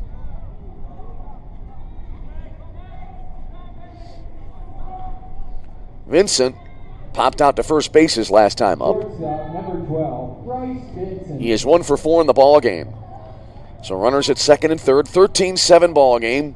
Runners at second and third, 1 away for St. Ambrose. Still to come, Olivet Nazarene and Indiana South Bend. First pitch here, a curve in for a called strike, 0-1 to Vincent. Brendan Butler next, and then Max Rumpf. So we play here in the bottom of the 10th inning in a 13-7 ball game. Calumet with the lead. Here comes the set now. And the pitch. Jammed him, and it's going to be bounced foul left of third. 0-2 now to Vincent. This game originally was slated to be the final game yesterday, as it turned out, as they reworked the schedule yesterday.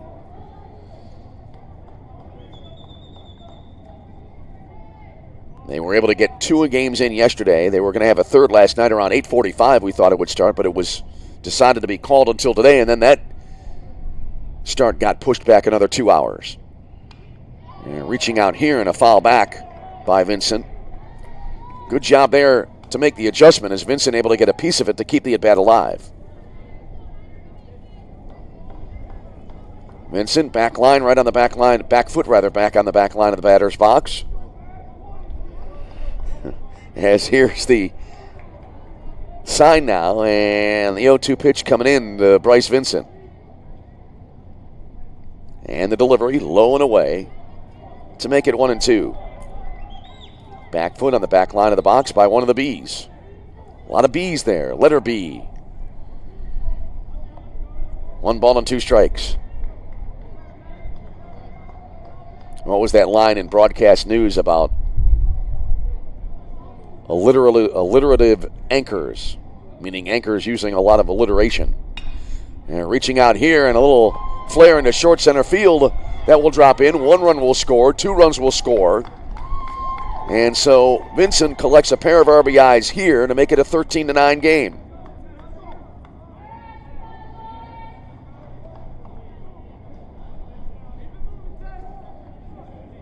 And now here's Brendan Butler. Third baseman number 10, Brendan Butler.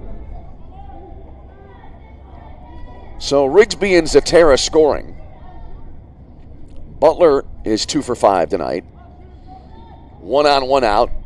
2 in a 13-9 game. What a line scoring in this game. As the first pitch in there for a called strike, and it's 0-1. Butler's last time up, grounded out to shortstop. That ended the 8th inning. St. Ambrose had a great opportunity there in a tie game. They had a 1-out double, but they wasted it. And then Calumet exploded for the 6-run 10th inning. Bees have gotten 2 of those runs back, as the next pitch coming in outside. 1-1 now to Butler. Crimson Wave looking to advance to the second round of the tournament.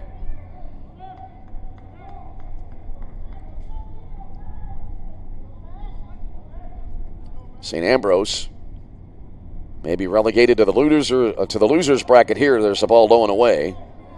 2 balls and no strikes. That would mean 2 of the top 3 seeds. We talked about this earlier in the game. 2 of the top 3 seeds will be within 1 loss of elimination.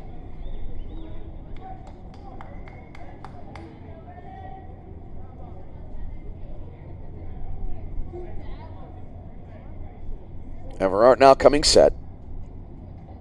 And the delivery. That's bounced to third, or at least to the left side, off the glove of the third baseman, Ortiz. It'll sneak into short left field, and the inning will continue here. Vincent to second. And now it will be Max Rumpf to the plate. Got to hesitate here. I've made a new set of extra inning spaces in my book, and so I've got to double back and make sure I have the right order. As anyway, that'll be it now for Maxwell Everard, new pitcher coming into the game for the Crimson Wave. We'll pause, take a timeout, tell you about the new man on the mound after a break. We're in the bottom of the 10th inning. It is a 13-9 ball game. Come back after timeout. This is CCAC Tournament Baseball.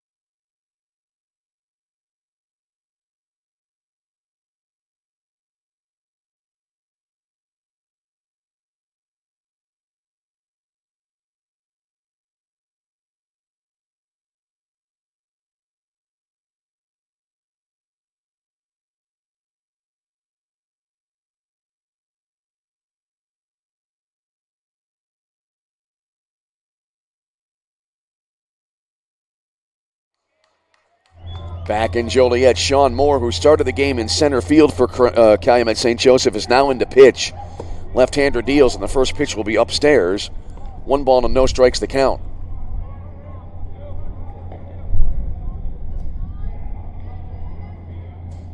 And we'll tell you about the new center fielder as soon as we can get a little bit of time, as there's a strike called on the inside corner.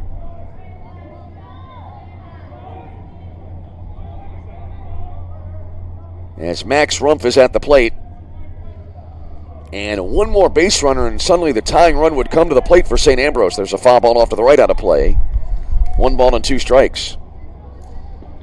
And I believe now the new center fielder is Angeluis Reyes, the senior from Catano, Puerto Rico. As Moore coming in from center field to pitch, and now he gets Max Rumpf for the second out of the inning.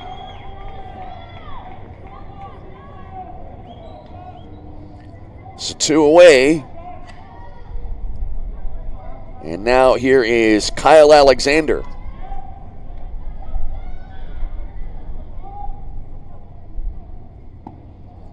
And the first pitch here looked like it came in a little bit low. As I write Alexander's name into my extra space in the scorebook here. So Alexander batting, a lot to keep track of here in the bottom of this 10th inning. As Alexander is 2 for 5 in the game. And now he is in a 2-0 count. 2 on, 2 out, bottom of the 10th inning. 13-9 in favor of Calumet St. Joseph. Here's the set by Moore. Not a save situation. That's a fastball missing inside.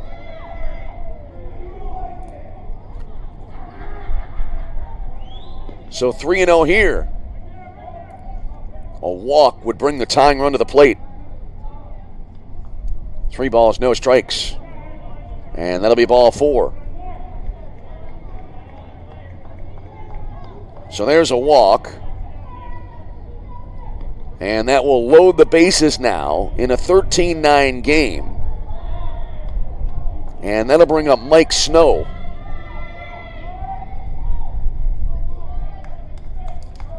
So the bases are loaded. 4-run game. More kicks and deals. Snow takes a strike letter high, and it's 0-1. Going down to the last batter. Even after a 6-run 10th inning. Snow in the game, 1 for 2 officially with a pair of RBIs. Next pitch down and in, getting away from home plate, but quickly recovered there by Olivares. As the count to Snow now 1-1. Nate Villagomez would be next. 2 runs across for St. Ambrose here in the bottom of the 10th inning. We've had 8 runs scored in the 10th inning. The pitch from Moore. A little bit of a jam shot, popped up right side foul territory.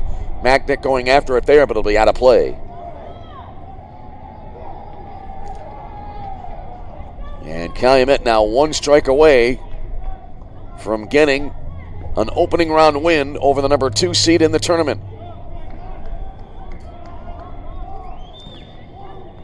1 ball, 2 strikes. Got to be careful here, though. A mistake could still wind up offering up a game-tying slam. Here's the 1-2 way upstairs to even it up 2-2 now.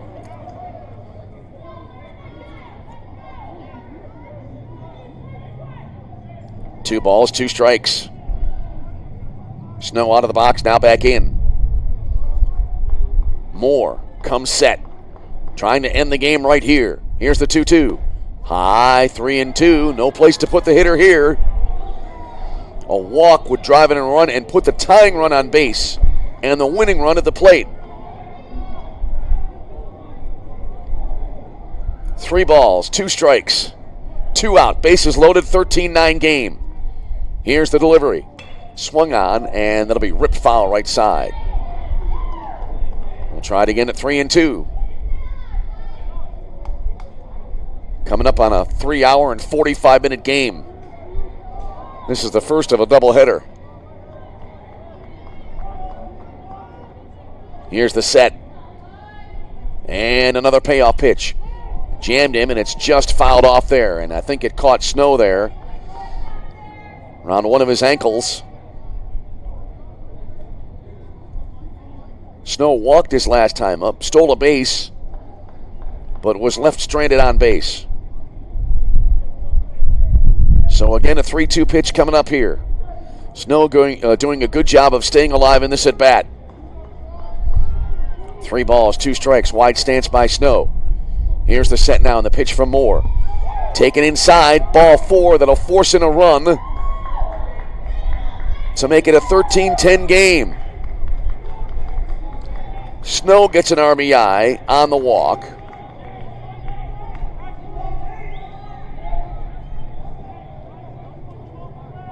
As everybody else advances 1 base. And now here's Nate Villagomez.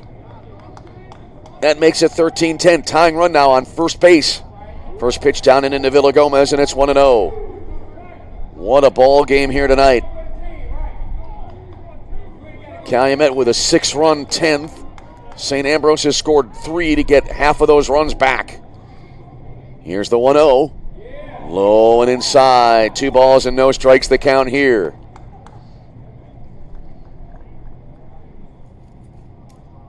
Sean Moore really battling, trying to get this final out. Here comes the 2-0 pitch from the left-hander. Right down the middle, called strike. Good pitch there, and it's now 2-0. Villagomez tonight 0 for 3, but has 3 RBIs. Here comes the 2-1. Missing inside, 3-1. A walk here not only would drive in a run, it would put now the tying runs in scoring position and the winning run on base at first. Here's the set and the 3-1 pitch. Outside ball 4, another walk, and another run comes in to make it 13-11.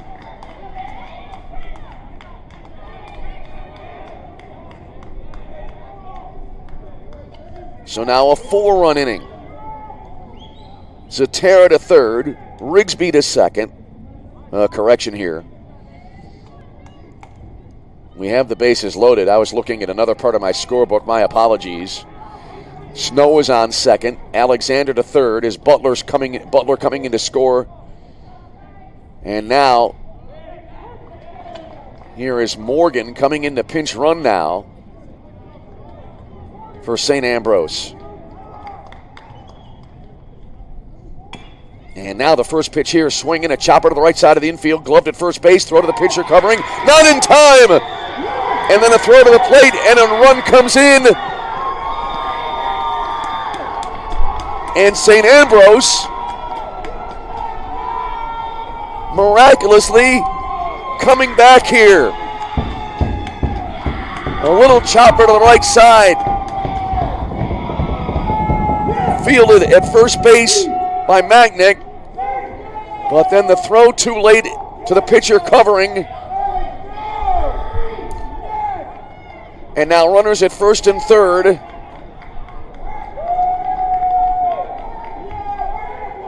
In a 13-13 game as we are now tied.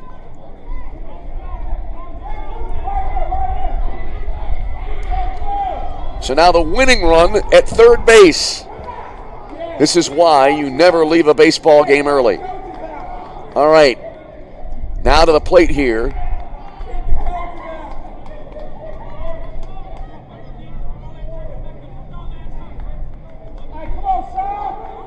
As Sean Rigsby now will bat. Let's see here. That's what's being shown on our stats feed. Rigsby 2 for 4 in the ball game. So Zatara drives in 2. Next pitch from Moore. That'll miss outside. So now 2-0 the count here to Rigsby. Rigsby, left-handed batter, standing in. He flied to left field his last time up. Next pitch, up high. And that will make it 3-0. Now they'll intentionally pass Rigsby to load the bases. So Rigsby walks. And now that will bring to the plate Cooper Huckabone. Looks like someone will come in to run now here for Calumet St. Joseph as well.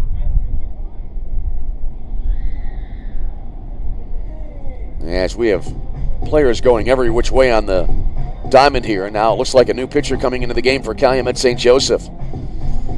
A lot to keep track of here. Anyway, we'll take a timeout as a new pitcher coming in for Calumet St. Joseph, inheriting a bases-loaded jam. We are tied at 13. Incredibly, here in the bottom of the 10th inning, each team has scored 6 runs in the 10th. Take a break and come back. This is CCAC Tournament Baseball.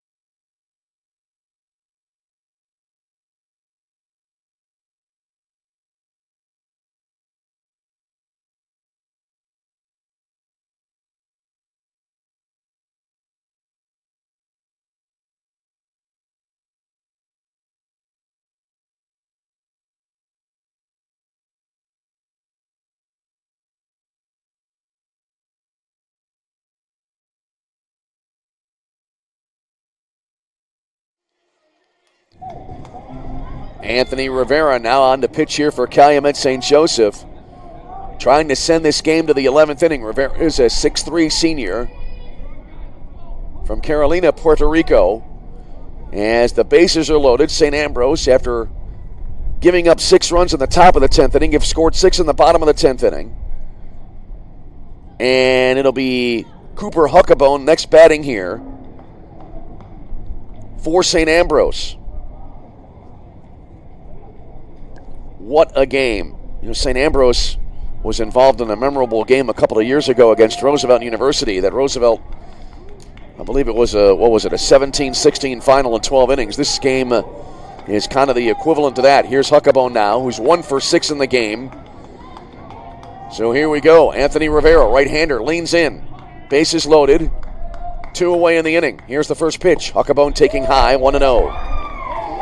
Calumet pitching, getting themselves into huge trouble here in this inning, issuing many walks. In addition to a hit batter, which started the inning. A hit batter. And I have 4 walks as well in the inning. There's a strike called. So now 1-1 to Huckabone. Will he end it here, or will we go to the 11th inning? Here's the set now by Rivera. Right-hander deals the 1-1 pitch. Swung on, right back up the middle. It hits Rivera. Comes back toward the plate. Rivera can't recover. The winning run scores, and St. Ambrose records perhaps the most improbable win in CCAC tournament history as they score 7 runs in the 10th and win it 14-13. What a game.